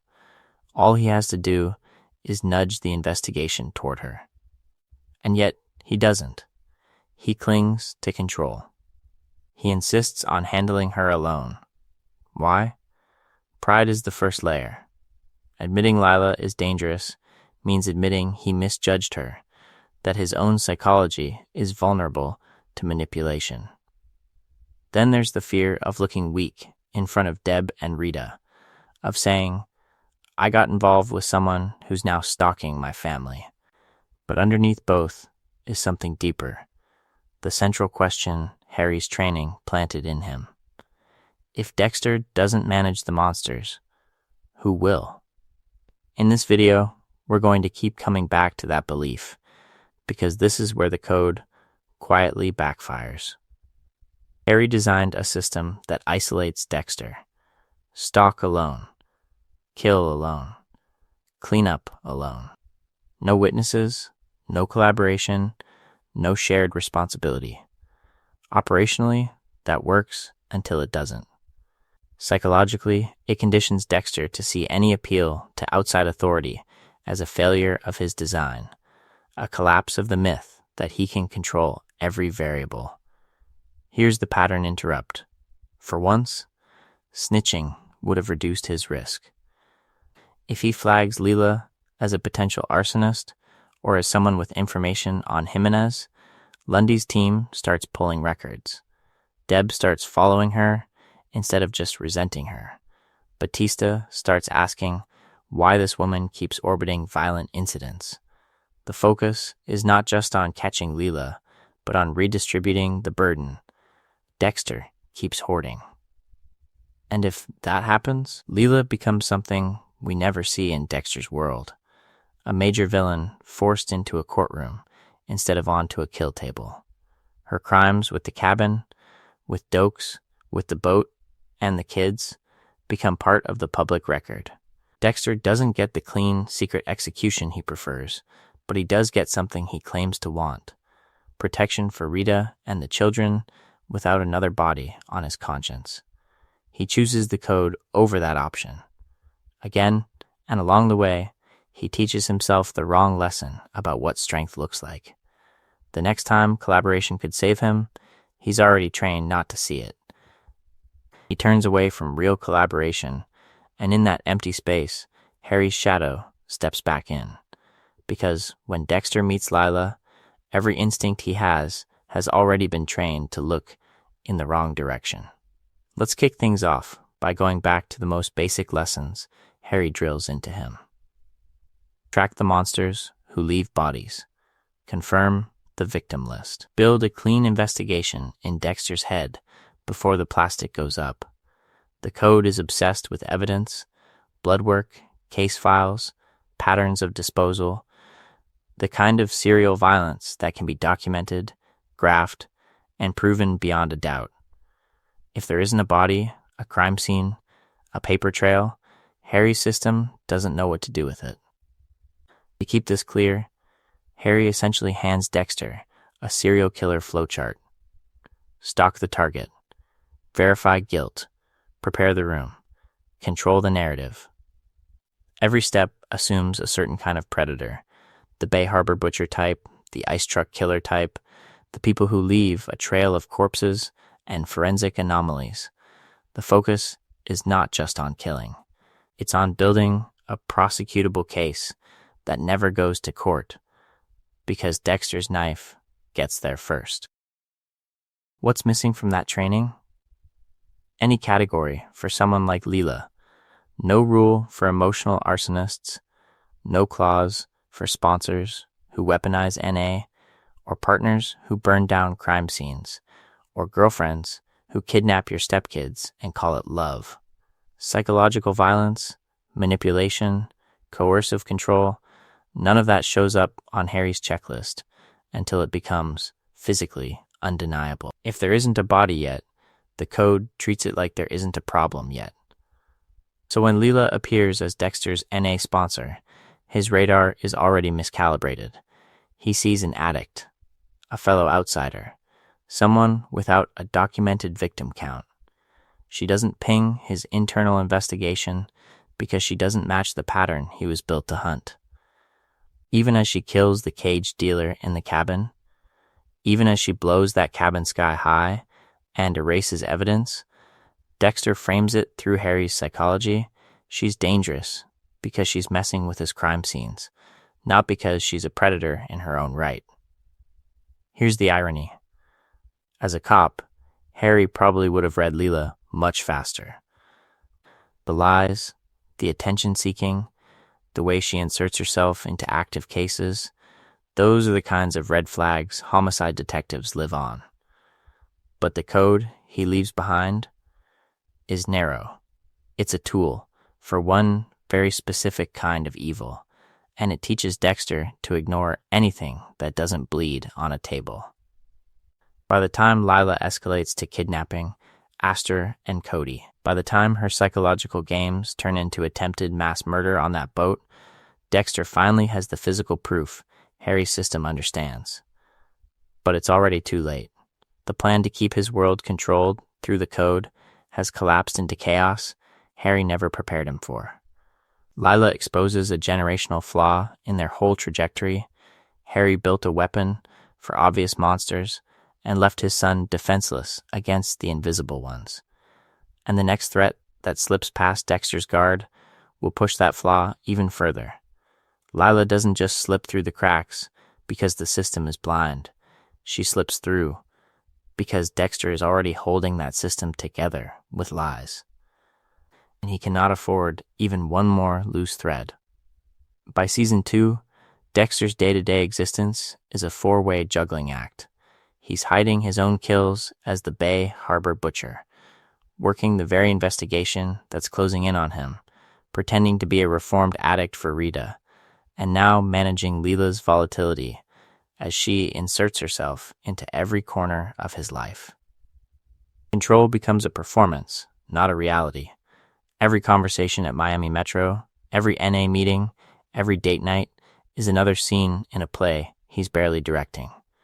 To keep this clear, we need to feel the pressure from Dexter's point of view. Lundy is quietly, relentlessly tightening the investigation. Dokes is circling him on pure instinct.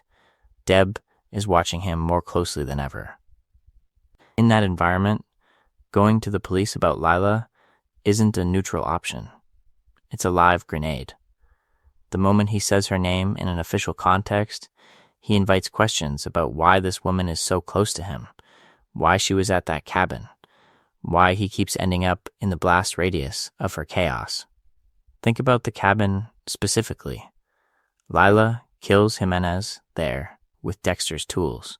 Later, she blows the whole place sky high with Dokes inside, turning the site into the perfect Bay Harbor Butcher crime scene. Dexter knows the geography of that space. He knows the timeline. He knows that if he ever points the investigation toward Lila, the cascade begins. Why was he at that cabin? How did his sponsor know about his secret retreat? Why did a supposed addict have access to the butcher's hunting ground at all? The same calculus plays out after she nearly kills him in her apartment. That should be the moment to report her. Instead, Dexter imagines the interview room. Why were you alone with her after breaking up? Why didn't you call 911 immediately? How did this woman also end up connected to Dokes' death and the explosion? Each question is a doorway back to his double life. The safest plan, in his warped psychology, is silence. In this video, we're going to keep seeing that pattern. The more pressure he's under, the more he defaults to the fastest, quietest fix. With Lila, that means letting her murders go unreported, destroying evidence, and ultimately flying to Paris to kill her off the books, rather than ever risk her speaking in a courtroom. The focus is not just on what she does, but on what Dexter refuses to let anyone else see. And that's the vicious cycle. The double life creates secrets. Those secrets attract predators like Lila, who sense the gaps and exploit them. Those predators generate new crimes, new bodies, new lies that Dexter feels compelled to bury alone. By the time he realizes Lila is a threat he cannot manage, the investigation, the code, and his own trajectory are so tangled that turning her in would mean turning himself in. So he keeps choosing silence, and the silence keeps choosing more violence. In the next phase of his story, that same reflex will collide with someone who doesn't disappear quietly, and the consequences will hit much closer to home. By the time Dexter admits he can't simply ignore Lila, the pattern is already locked in. He keeps misreading her. Not once, not twice, but across the entire season, and each misread opens another door she's more than willing to walk through. Let's kick things off with those early assumptions. When Lila first appears as his NA sponsor, Dexter treats her like an accessory to his recovery plan, not a potential threat to his control. He assumes she won't follow him when he pulls away. He assumes she won't investigate the gaps in his stories. He assumes there are moral lines she won't cross because she's just an addict and an artist. In his psychology, that makes her chaotic, but ultimately manageable. Then reality starts correcting him. She does follow him. She stalks him through Miami, tracks him to Rita's, shows up uninvited at his work, and eventually finds the cabin where he's holding Jimenez. That cabin is supposed to be a sealed compartment, a place insulated by the code and by distance. Instead, Lila walks right into it, reads the scene, and kills Jimenez with Dexter's own tools. In that moment, she's not just emotional, she's observant and ruthlessly opportunistic, folding herself into his secret life before he's even finished recalibrating. To keep this clear, each assumption he makes collapses in sequence. He thinks she won't weaponize his darkness. Then she uses Jimenez's death to bind herself to him as the only person who understands. He thinks she won't escalate. Then she blows up the cabin, erasing physical evidence and, by extension, a crucial node in the Bay Harbor Butcher investigation. He thinks she won't hurt innocents. Then she kidnaps Astor and Cody and sets up the boat trap, fully prepared to kill Rita and the kids to keep Dexter.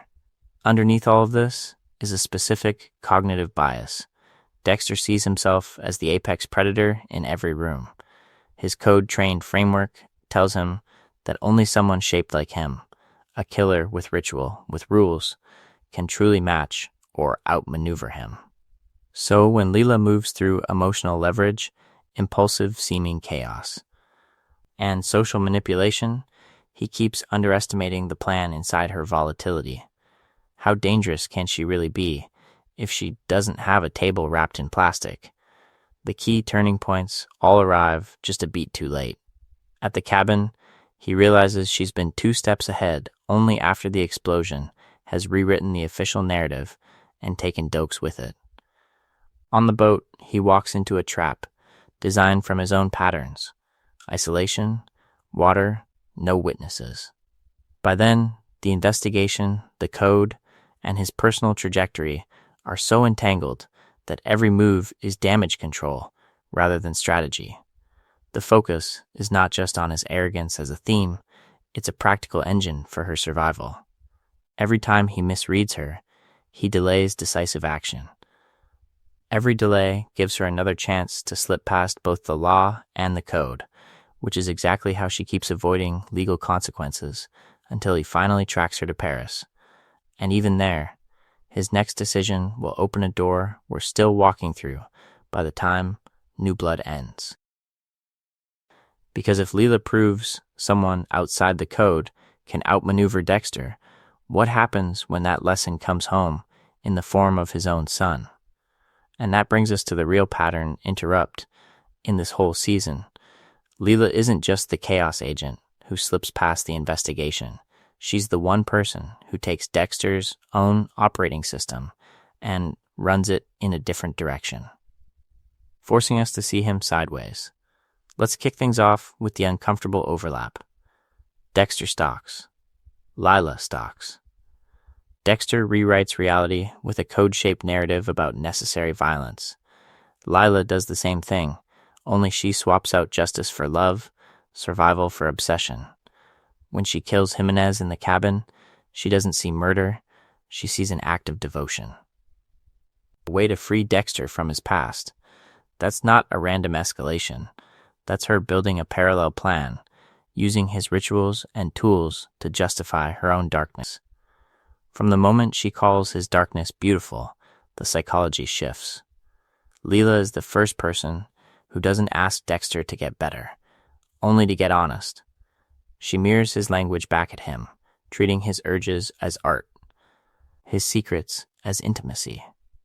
When she blows up the cabin to erase Dokes and the evidence, she frames it as liberation. She saved Dexter from prison, from exposure, from the collapse of his carefully engineered life. How different is that, really, from Dexter telling himself that every plastic-wrapped kill room is saving the world one body at a time? To keep this clear, the focus is not just on what Lila does, but on why Dexter can't fully name it as monstrous. If he calls her a predator, what does that make him? If he admits that stalking, lying, and weaponizing vulnerability are inherently abusive, then his entire trajectory from season 1 onward starts to look less like controlled justice, and more like a long, elegant delusion. The central question becomes, is he judging Lila, or desperately trying not to see himself? Along the way, she keeps hijacking his vocabulary of necessity. She tells him they're the same. She insists that normal rules don't apply to people like them. When she kidnaps Astor and Cody and sets up that boat as a floating murder-suicide fantasy, she calls it love pushed to its logical extreme. Dexter calls his own body count survival, pushed to its logical extreme. The symmetry is the point, and he hates it. Here's the part we rarely sit with. Exposing Lila publicly would mean exposing the archetype she represents. A predator who hides in plain sight, curates a persona, and turns every relationship into cover for violence.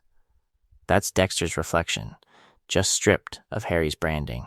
If Miami Metro actually followed the trail from Dokes' explosion to Lila's fingerprints, how long before someone noticed the same pattern in Dexter's life, so he doesn't let that investigation happen? In this video, we're going to keep tracking this, but right here, Dexter makes a very specific choice. He follows Lila to Paris, kills her in secret, and leaves no story behind. No trial, no confession, no narrative on record that might echo back on him. He doesn't dismantle the mirror. He just shoves it into the dark, hoping that if no one else ever sees it, he won't have to either. And that decision doesn't just end Lila's arc, it quietly rewrites the rules for how Dexter will handle every threatening reflection that shows up after her. Lila doesn't just disappear as a character, she disappears as a suspect. Bodies, fires, near murders orbit her, and yet when we look at the official record inside the show's world, there's almost nothing there. How does someone leave that much wreckage and still remain a ghost on paper? To keep this clear, we need to catalog the evidence that should have nailed her. First, the cabin. Lila kills Jimenez there using Dexter's tools in a space already contaminated by Dexter's vigilante project. Then she comes back and turns that entire crime scene into a fireball. Propane, accelerant, a controlled ignition that wipes out Jimenez's body, Dokes' body, and every trace of the Bay Harbor Butcher toolkit Dexter had stashed.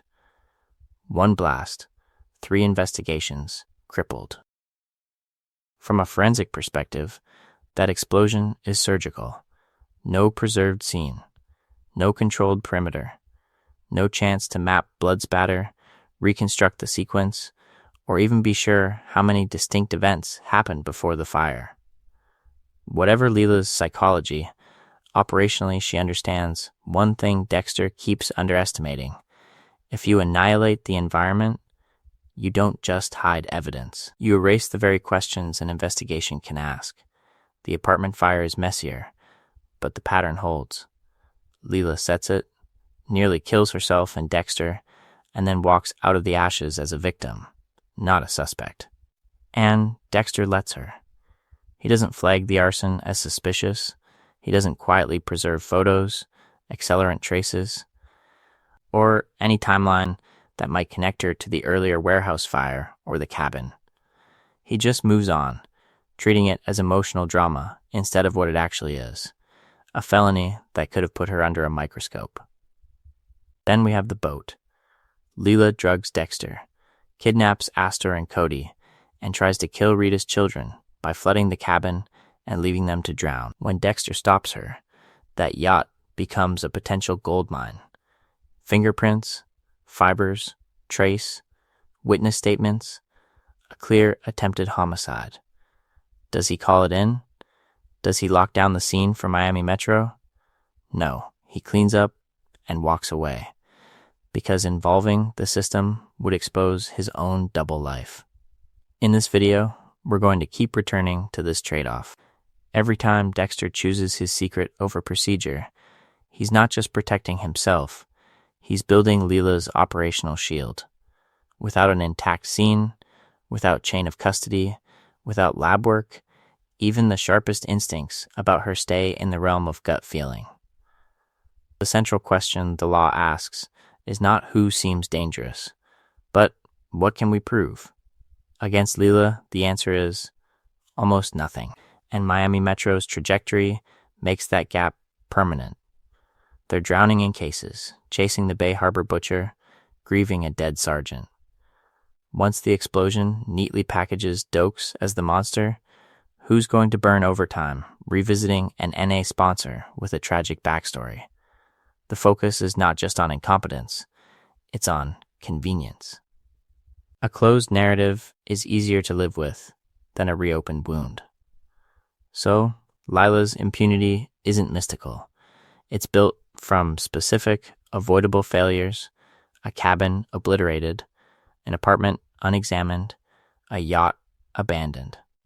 Along the way, Dexter's obsession with control quietly guarantees that the one person who proved how fragile his plans are will never face a courtroom.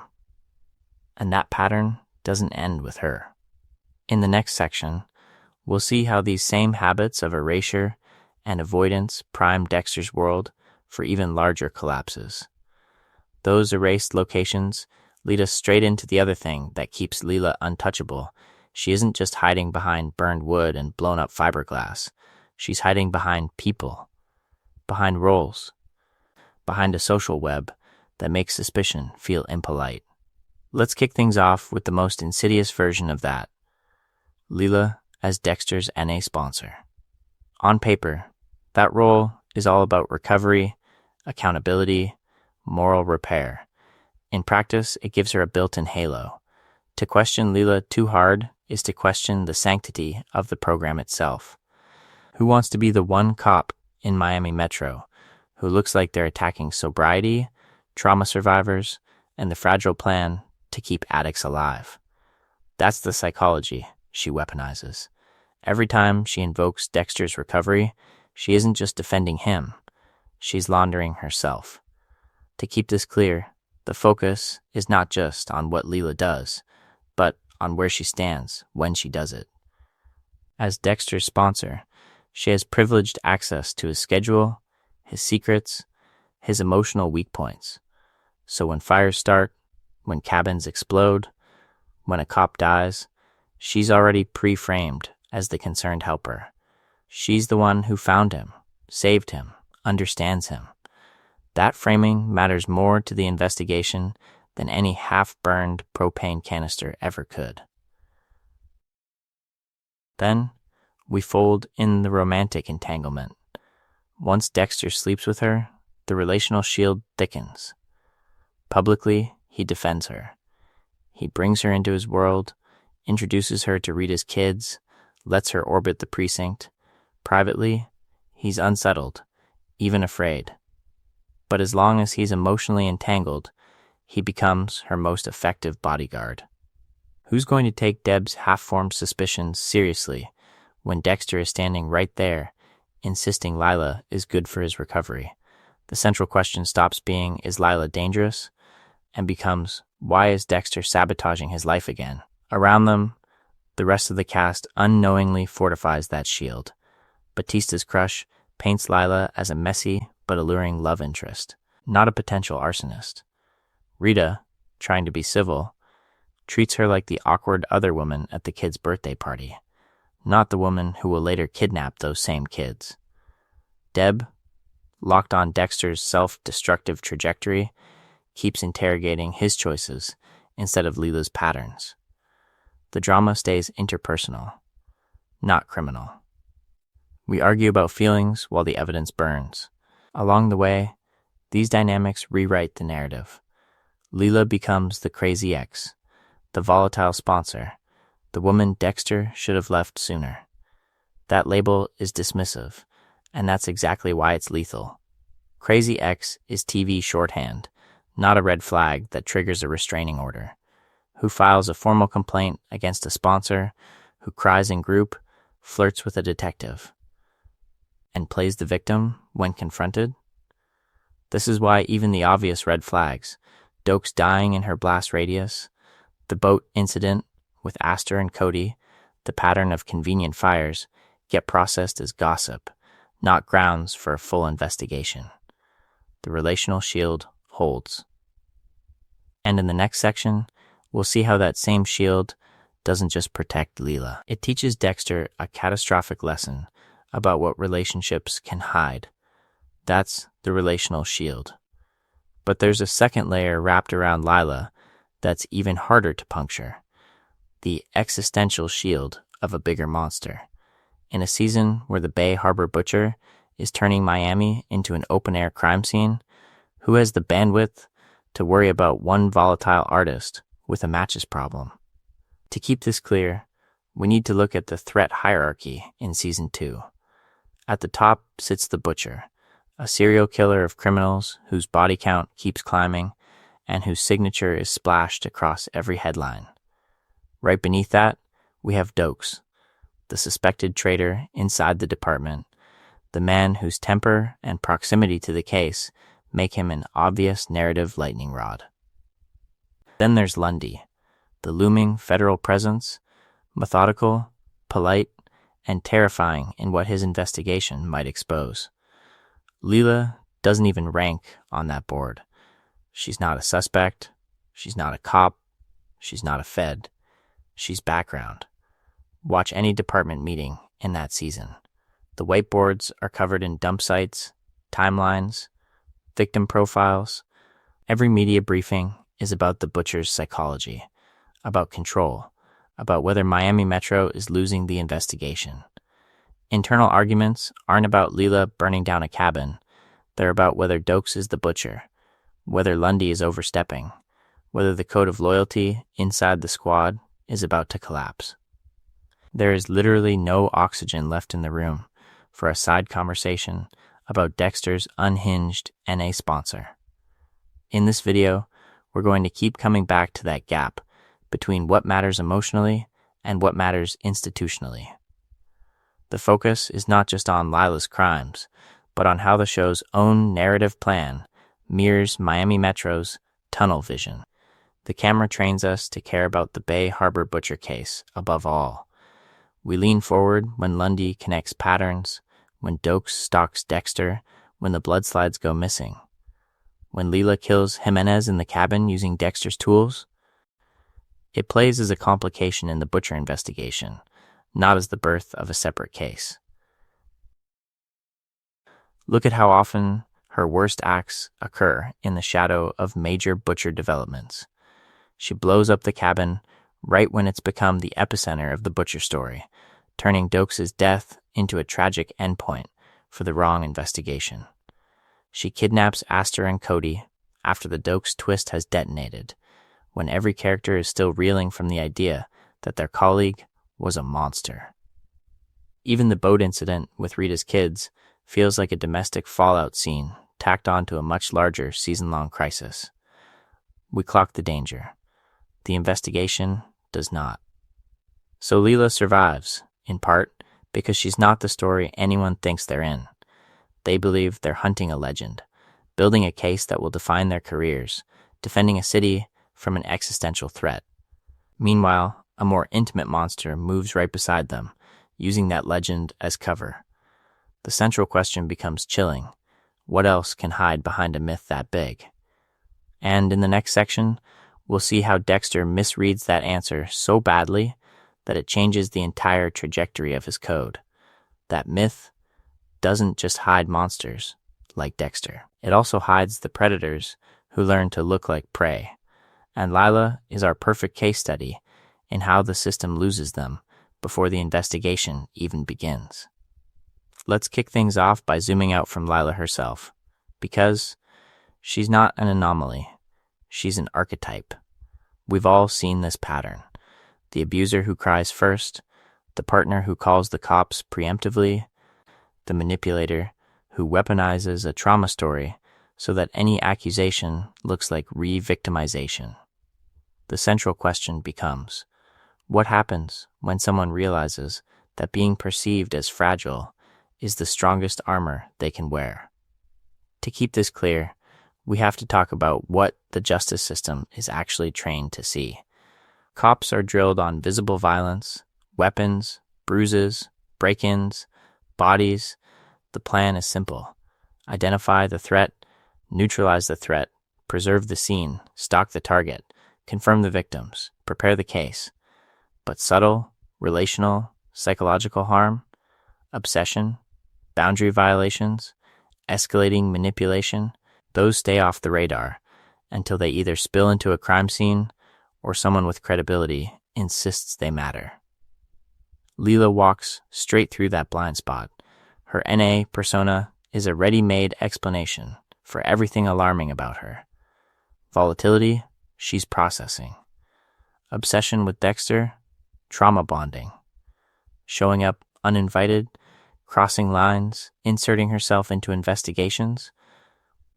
That's framed as intense empathy from a recovering addict who just cares too much. The focus is not just on what she does, but on how every red flag is reinterpreted as a symptom instead of a warning. Think about the cabin. She murders Jimenez with Dexter's tools, then, later, blows the entire place sky high, killing Dokes and vaporizing evidence. On paper, it tracks. A dangerous cop cornered by the Bay Harbor butcher, everything ending in a fireball. Who would point to the Wayfish NA sponsor with the accent and the tragic backstory and say, that's our arsonist, that's our killer?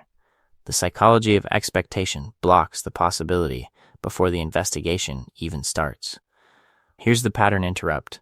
Lila kidnaps Astor and Cody, tries to burn Rita and the kids alive on a boat, and still never becomes a headline, a trial, or a cautionary tale in Miami Metro. Why? Because the system is built to catch clear-cut criminals, not shapeshifters. It's calibrated for robbers, gang members, serial killers with signatures. Someone like Lila, who lives in the gray space between mental health, addiction, and intimate violence, only becomes legible when the bodies pile up in a way that can't be absorbed into an existing myth. And Dexter, of all people, could have bridged that gap. In this video, we're going to keep seeing him operate as both predator and analyst, someone who understands patterns the system can't read. He knows Lila is dangerous long before the explosion, long before the boat. But his plan is never to expose her, only to erase her. By destroying evidence, framing narratives, and finally killing her in Paris, he doesn't correct the blind spot, he reinforces it. The consequences are bigger than Lila. He proves that someone like her can pass through the code, the courts, and the culture without ever being named for what she is. And in the next section, we'll watch how that lesson warps Dexter's trajectory with every manipulator who comes after her. So when Dexter flies to Paris and quietly erases Lila, he's not just tying up a loose end.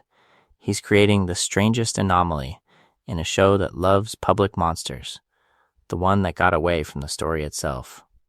To keep this clear, let's kick things off by looking at the usual pattern. Brian Moser is unmasked as the ice truck killer through a full-blown investigation, media headlines, and a city gripped by fear. Trinity becomes a televised legend of horror, his suburban mask ripped off as Lundy Deb, and the press assemble his decades-long body count. Miguel Prado dies on Dexter's table, but his trajectory is inseparable from public scandal.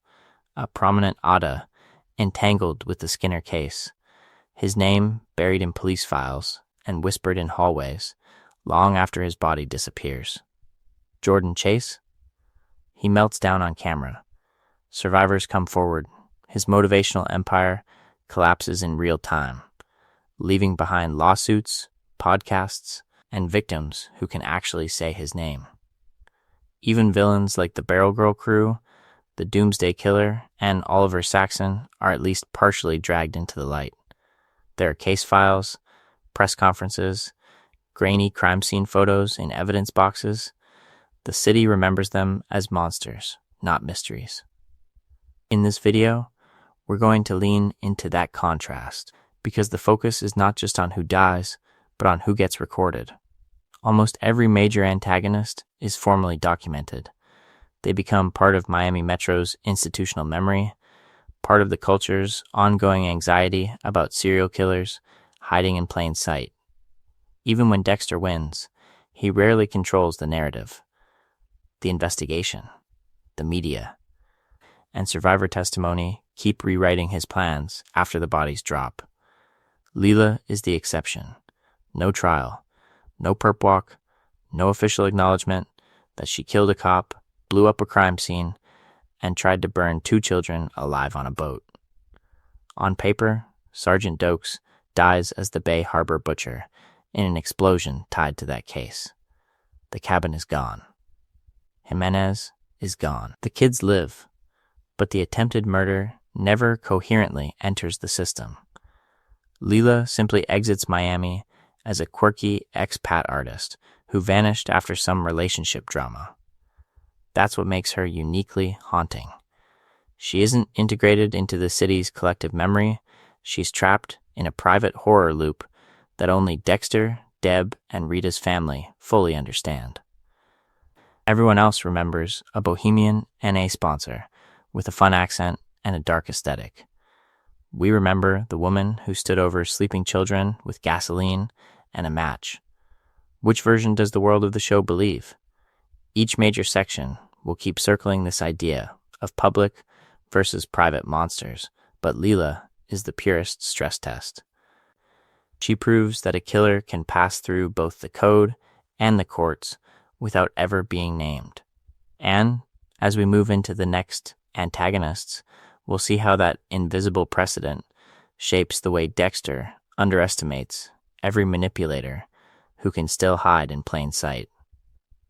So when we say Lila walks away untouched, we're not just talking about a gap in the investigation. We're talking about a trail of bodies and burned evidence that Dexter himself keeps sweeping off the board. To keep this clear, we can actually count the missed junctions.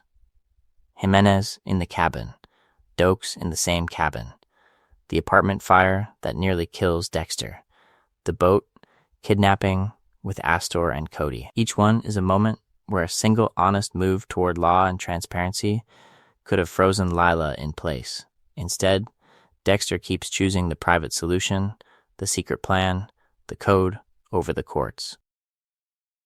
Jimenez is the first big pivot. Lila kills him in Dexter's kill room with Dexter's tools in a location already saturated with Bay Harbor butcher implications. That cabin is a crime scene twice over. If Dexter calls it in, if he lets forensics do their job, Lila is at least on the radar as a witness, if not a suspect. Instead, he erases the scene, folds her act into his psychology of guilt and need, and the system never even gets a chance to see her. Then comes Dokes, a cop, a sergeant, the one person whose instincts actually nailed Dexter's double life. Lila blows up the cabin, kills Dokes, and turns that same space into a fiery grave for both men's secrets. Again, Dexter could step forward. He could say he was kidnapped. He could mention an unstable NA sponsor with a key to his world. He could preserve what's left of that site instead of silently accepting the narrative that Dokes was the butcher. By doing nothing, he's not just a bystander. He's an active barrier between Lila and accountability. The apartment fire is even more blatant. Lila traps Dexter inside and torches the place. Attempted murder, arson, clear motive. One statement to Miami Metro that she had a key, that she appeared at the scene, that she'd been escalating. Does he file a report? No, he doubles down on his personal jurisdiction, reading the blaze as proof that she belongs on his table, not in a courtroom. And when she kidnaps Astor and Cody, drives them out on the boat, and tries to annihilate Rita's family, that's the last and loudest alarm. Dexter rescues them, but again, no public reckoning, no press conference, no mugshot. He lets her flee, then follows her to Paris to finish it himself. Even if we grant that killing her there prevents future victims, it doesn't retroactively erase the choice to let her operate unchecked across an entire season of his life. In this video, we're going to keep pressing that pressure point. Lila's lack of legal punishment is not just a system failure. It's a direct consequence of Dexter's priorities and the code's blind spots. And once we see that clearly, we have to ask an even darker question. What happens when he repeats that pattern with someone who doesn't die in a foreign art studio? And that darker question lands right on the people who never get the full story. Because when Lila slips through the legal net, the consequences don't vanish. They just migrate inward into the people closest to Dexter, who are suddenly living with events they can't quite name. Let's kick things off with Rita, because Lila doesn't just threaten her marriage. She detonates Rita's entire sense of what safe looks like. One minute, Dexter is the gentle, dependable boyfriend who folds into her family's routine.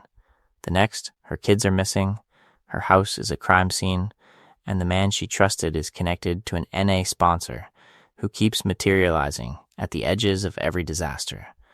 There is no clean investigation, no courtroom, no judge explaining what happened. So, the central question for Rita becomes terrifyingly private. Did she misjudge Dexter, or did the universe simply turn hostile overnight? To keep this clear, the focus is not just on the physical danger Lila creates, but on the way she warps Rita's psychology. Rita has survived abuse before. She knows what it's like when charm hides violence. Lila's intrusion reactivates that survival code. Dexter's lies about relapsing, his secret meetings with Lila, the sudden chaos around the kids, all of it fuses into a new, quieter trauma. Even after Lila is gone, Rita is left with a partner whose explanations never quite add up. How do you rebuild trust on a foundation that still feels booby-trapped? Then there are Astor and Cody. They're kidnapped, drugged, loaded onto a boat with a woman they barely know, and nearly killed in a staged murder, suicide they will never see prosecuted. What story do they get?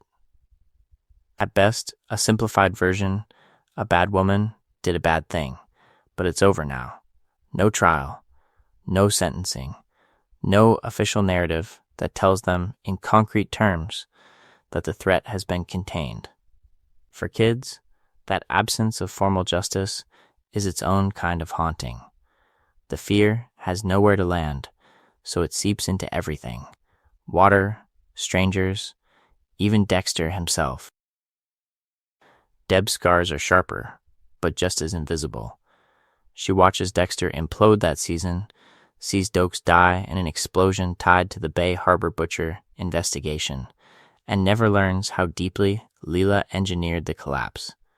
Her anger has to go somewhere, so it ricochets at the system, at herself, at the idea that she can ever trust her instincts. Imagine carrying that into later seasons, without knowing that the same woman who comforted her in NA circles also murdered her colleague. How do you grieve a partner when the real perpetrator stays a ghost? Along the way, the absence of formal justice becomes its own character in the story. No arrest means no shared language for what happened. No shared language means each of them processes the trauma alone, improvising explanations that never quite fit. Those psychic scars are part of Lila's legacy, even if her name never appears in a case file. And once we recognize that, we're ready to see how this pattern, Dexter burying the truth instead of facing it, sets the trajectory for even worse collateral damage down the line. Those psychic scars don't just linger in the background. They expose something Dexter never admits out loud. He was never really steering this story in the first place. And Lila is the proof. From the moment she steps in as his NA sponsor, Dexter narrates himself as the one in control. He's the careful curator of chaos, the forensic ghostwriter who decides who lives, who dies, and what secrets stay buried. Stalk the target, confirm the victims, prepare the kill room. That ritual isn't just a plan, it's a worldview. If the code is followed, the universe will behave. Then Lila hijacks the script. She kills Jimenez in Dexter's own cabin, with Dexter's tools, in the middle of Dexter's investigation into his mother's killer. She burns the evidence. She rewrites his crime scene as a lover's quarrel and forces him into reactive mode, scrambling to explain why his sponsor was anywhere near his most protected secret. Who's really directing the narrative in that moment? The pattern escalates. Lila learns about Dokes, finds the cabin, and turns Dexter's supposed masterpiece of containment into a death trap. Propane, accelerant, one explosion, and suddenly the Bay Harbor butcher case is solved with Dokes as the convenient monster. Dexter doesn't orchestrate that outcome. He survives it. He rides the wave of someone else's chaos and calls it fate. To keep this clear, the focus is not just on her individual crimes, but on how each one exposes the limits of Dexter's control. He thinks he can manage Lila by breaking up with her, by lying, by staging scenes to scare her off. Instead, she kidnaps Astor and Cody, nearly kills Rita and the kids on the boat, and forces Dexter to race across Miami in a panic he never narrates as part of the code. That's not the dark passenger operating according to design. That's a man whose system has been gamed. And the central question of this section is simple. If Dexter is so in control, why does Lila walk away legally clean? Even after he kills her in Paris, the official story never catches up. Jimenez's murder is buried under the cabin explosion. Dokes' death is locked into the Bay Harbor butcher narrative. The kidnapping on the boat dissolves into private family trauma, never a public case file.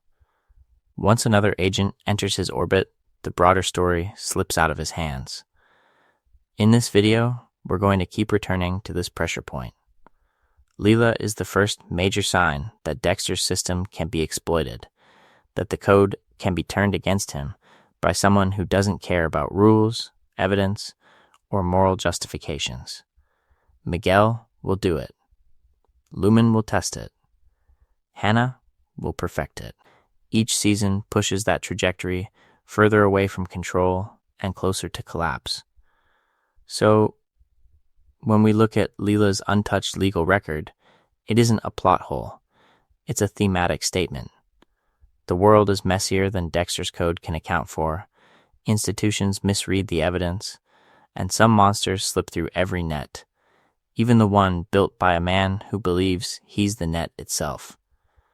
The real question is how many times that lesson has to repeat before Dexter understands it. And Dexter never really does understand it. Instead, he builds on it. Lila disappears from Miami Metro's files in a puff of narrative smoke, and then, quietly, Dexter makes sure she disappears from the world in Paris. No arrest, no interrogation, no trial that lays out her arson, her kidnapping of Astor and Cody, her murder of Dokes, just another off-the-grid kill, another body in a foreign city that never enters an official investigation. Sound familiar by the time we reach New Blood? To keep this clear, Lila's ending is a prototype of Dexter's own. He dies in Iron Lake at the hands of his son, not in a courtroom, not as the Bay Harbor butcher finally unmasked to the public, but as a private execution justified by a handful of people who know only fragments of the truth. Lila's Paris becomes Dexter's snowy forest, isolated, unseen, and strategically cut off from any system that could name the crimes out loud. In this video, we're going to keep returning to this pattern because it tells us more about the show's psychology of justice than any speech about the code. Lila proves early on that in this universe, some stories are designed to end in the dark. No cameras, no sworn testimony, no collective reckoning, just individuals deciding in the moment what someone deserves and then erasing the evidence that might invite the world to disagree. Look at the plan around Lila in Season 2. Dexter chooses, over and over, to keep her crimes secret. He lets the cabin explosion stand as Dokes' supposed attempt to flee. He doesn't volunteer that she killed Jimenez with his tools. He never tells Rita that Lila tried to murder her and the kids on the boat. Each choice is framed as control. He's managing risk, protecting his family, preserving the code. But structurally, he's setting a precedent. Every threat will be handled privately, off the books, with the public denied any chance to weigh in. When he later deals with Miguel, with Trinity, with Saxon, that template is already burned in. The focus is not just on Lila as a chaotic ex, it's on the legacy of her unpunished exit. Her clean record haunts the series as an invisible failure.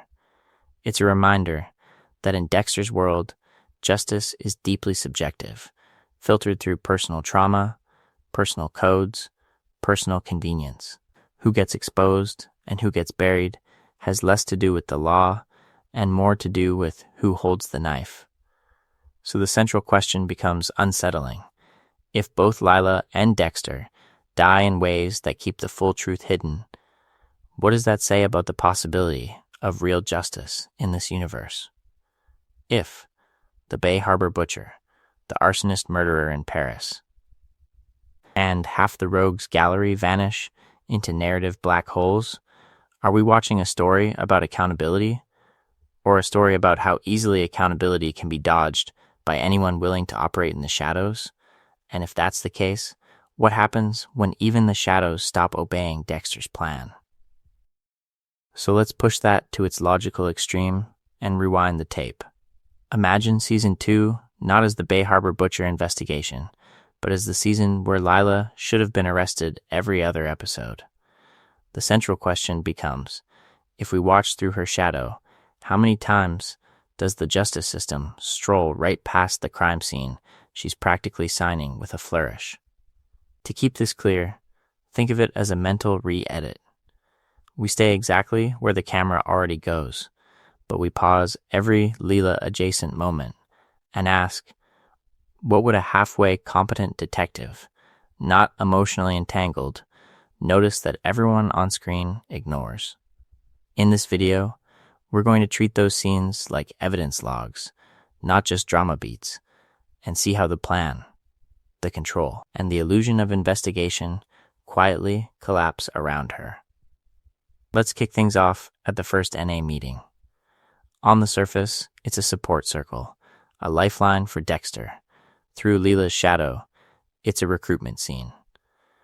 The way she zeroes in on him, the instant, boundaryless intimacy, the performative trauma stories she drops, just specific enough to be compelling, but vague enough to dodge verification. A suspicious detective would clock the pattern. This is someone who studies people, tests limits, and rewrites her own history on the fly. Jump to the cabin. Jimenez's murder. Lila alone in Dexter's kill space, using his tools, then later blowing the entire structure sky high.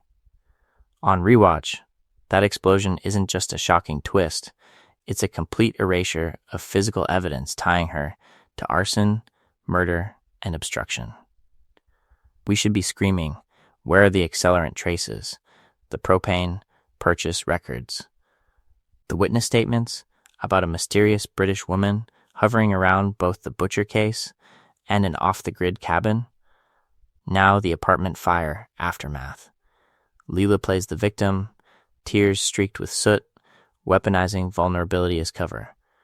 Rewatch that scene and track the should-have-been charged counter in your head. Arson. Insurance fraud.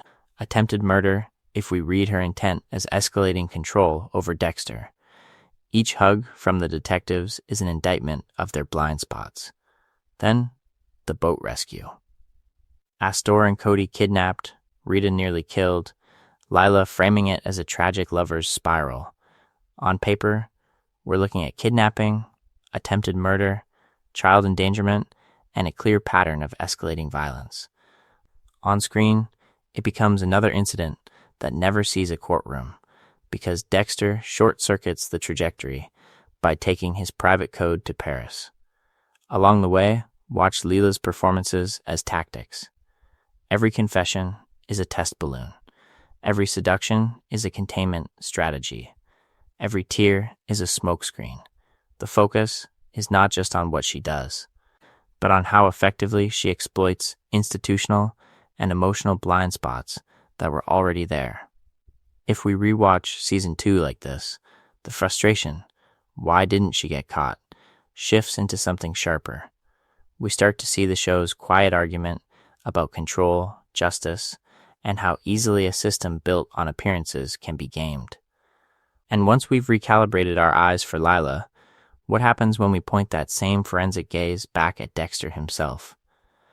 So when we point that forensic gaze back at Dexter, Lila's vanishing act stops being a plot hole and becomes a diagnosis. She does not evade justice because she is invisible. She evades justice because every layer of the system around her is already cracked. To keep this clear, we can think of 3 shields closing around her. First, the operational shield. The cabin, the apartment, the yacht. 3 crime scenes, 3 chances to pin her down. 3 planned opportunities for accountability that end in literal fire or quiet deletion. Lila murders Jimenez in the cabin using Dexter's tools. Then later turns that same space into a propane bomb that takes Dokes with it. Whatever was left that could distinguish her hand from Dexter's, from the Bay Harbor Butcher narrative, is vaporized. No body for Jimenez. No usable scene for Dokes, just a convenient explosion that fits the existing investigation. Her apartment should have been the second crack in her control. Instead, it becomes Dexter's lab. He breaks in, studies her psychology, realizes who she really is, and then walks out having taken what he needs and leaving almost nothing behind. No call to Miami Metro. No report about the arsonist she killed. The evidence that could have reframed her as predator instead of damaged muse never even enters the system. And then the yacht.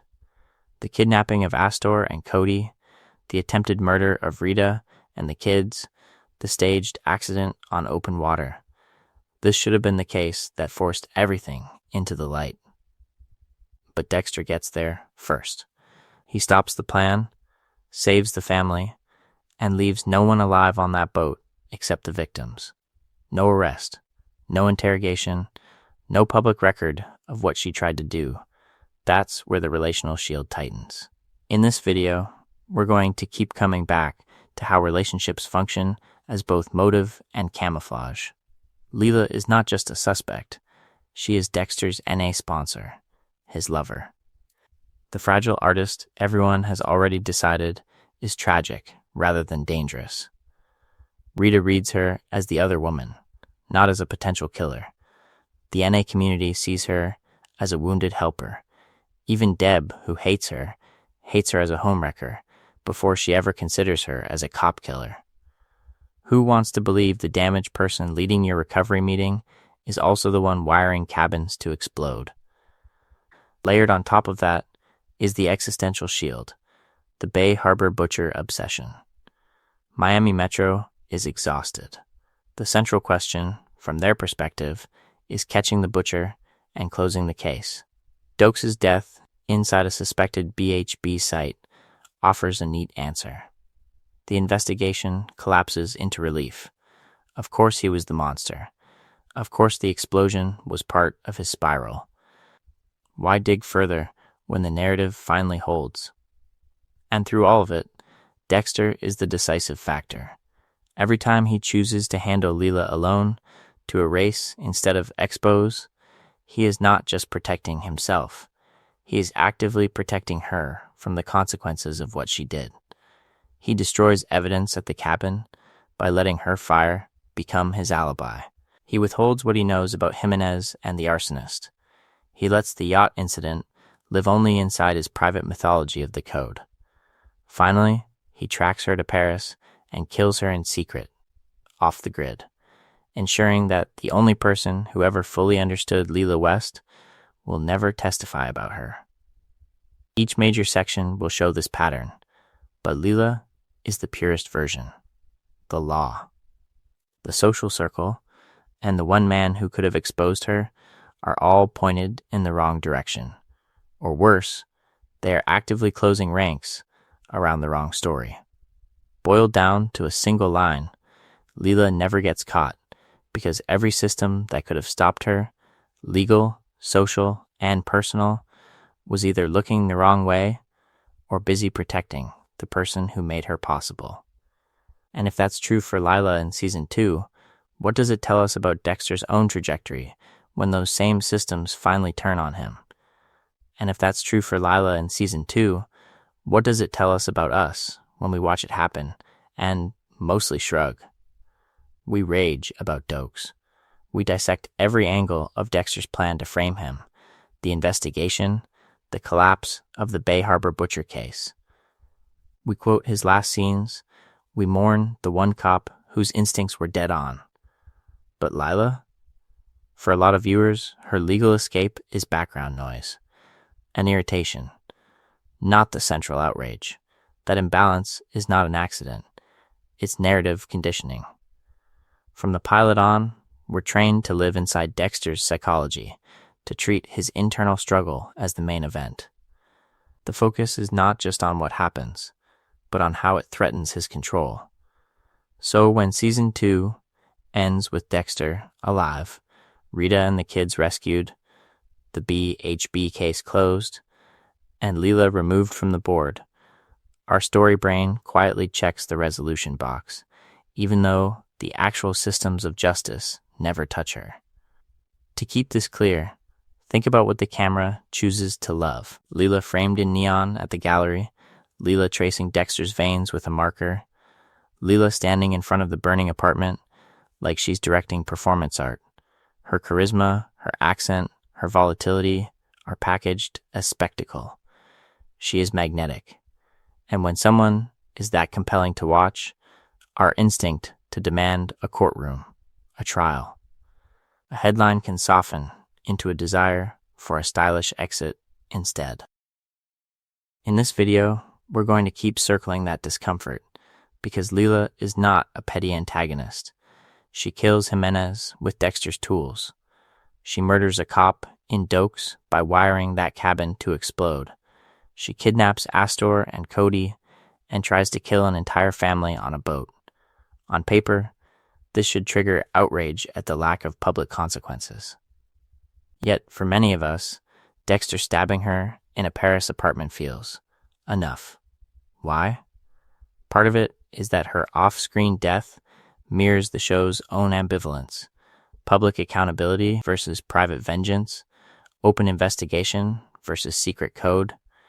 The series repeatedly resolves threats through kill rooms and personal retribution, then invites us to treat those closures as morally complicated but narratively satisfying. Lila's fate is just the purest version. No arrest, no confession, no media storm. Just Dexter, a knife, and a body that will never stand trial. Each major section will keep asking the same thing in different forms, but Lila is where the central question first lands on us instead of them. At what point do we, as an audience, stop accepting poetic endings as justice? When does she's dead, the plan worked, stop feeling like closure, and start feeling like a failure of our own standards? Along the way, that question is going to boomerang back on Dexter himself. If we were satisfied when Lila vanished in private, what does that say about how long we were willing to let him do the same? So let's walk back through the ashes and see what we missed. If the central question is, how did Lila never get caught? Then we need to move like ghosts through every place she touched and trace the exact beat where someone could have changed her trajectory. We start at the cabin, a quiet kill site in the Everglades, repurposed by Lila into a furnace for the truth. He murders Jimenez there with Dexter's tools, then later rigs the place to explode with propane and accelerant, incinerating Dokes, along with almost every piece of physical evidence. Miami Metro stands in the smoke and calls it closure. The investigation folds neatly into the Bay Harbor butcher case. The missed chance? No one ever asks why a so-called sponsor from NA knew about Dexter's secret cabin in the first place. Then, we drift back to the apartment. Lila moves into Dexter's life under the banner of recovery, of understanding his real psychology. She breaks in, stalks him, manipulates Rita, weaponizes her own vulnerability. The fire she sets in her loft is treated as a cry for help, not a crime scene. To keep this clear, that's an operational miss and a relational one. No restraining order, no serious follow-up, no one in Dexter's circle insisting that this is not just drama, it's escalation. On the yacht, everything snaps into focus. Lila kidnaps Astor and Cody, traps them on the boat, and tries to turn the ocean into their grave. Dexter stops her, but then he does what he always does when control slips. He patches the surface and hides the fracture. No formal charges, no public record. Rita and the kids are left with a hazy, unprocessed nightmare instead of a documented predator. The city loses another chance to see what's hunting it. And finally, Paris, the museum, the cramped flat, the red dress in a foreign city. Lila thinks she's outrun the consequences. Dexter arrives as judge, jury, and secret executioner. His plan works. She dies on his table, and the file on Lila Tournay effectively closes everywhere that counts on screen. But that's the last and most decisive failure of public justice, because the one person who could expose her is also the one person who needs her to stay a ghost. Along the way, those three shields we've been tracking never leave her side. Operationally, Dexter destroys scenes, misdirects the investigation, and lets the cabin explosion stand as the solution. Relationally, she hides behind NA, behind the accent, behind the image of a damaged artist who just needs love. Existentially, the code itself becomes a shield, if Dexter can kill her cleanly. Privately, then the universe is balanced, and no one has to admit how badly everything collapsed. His arc with Lila runs in three tight turns: infatuation, realization, eradication. First, he sees her as the one person who understands his darkness, then as a liability he can manage, and finally, as a problem only a plane ticket and a kill room in Paris can solve. Each stage locks another door that real accountability might have walked through. The cost of that choice radiates outward. Dokes loses his legacy. He dies branded as the butcher, while Lila, his actual murderer, never faces a courtroom. Rita and the kids never get language for what happened to them, just a story about a chaotic ex and a near miss on a boat. Deb's grief stays misdirected at the job, at the system, never at the woman who lit the match. And Miami remains a city that learns nothing about one of its predators, because the only witness made sure her name never hits a headline. In this video, we're going to treat Lila's story the way the show never quite does, as an open file. Not in Miami Metro's archives, but in our heads. Because once we see how completely she slipped through those three shields, we have to ask one more question. If Lila can vanish like that, who else in Dexter's world is hiding in the same blind spot? So now that we've laid out how completely Lila slipped past the system, we're left with the central question.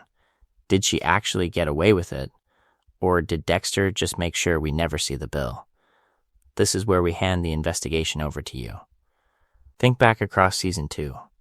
Out of everything she does, which escape from justice sticks under your skin the most? Is it Dokes' body in the blown-out cabin? The way a decorated cop gets reduced to collateral damage in someone else's plan for control? Is it the kids on the boat? Lila turning Astor and Cody into props in her final performance? Or is it the quietest one of all, Dexter killing her off-screen in Paris, where no judge, no jury, Not even Miami Metro ever hears her name attached to what really happened. To keep this clear, the show gives us closure without exposure. We see Lila die. We never see Lila tried.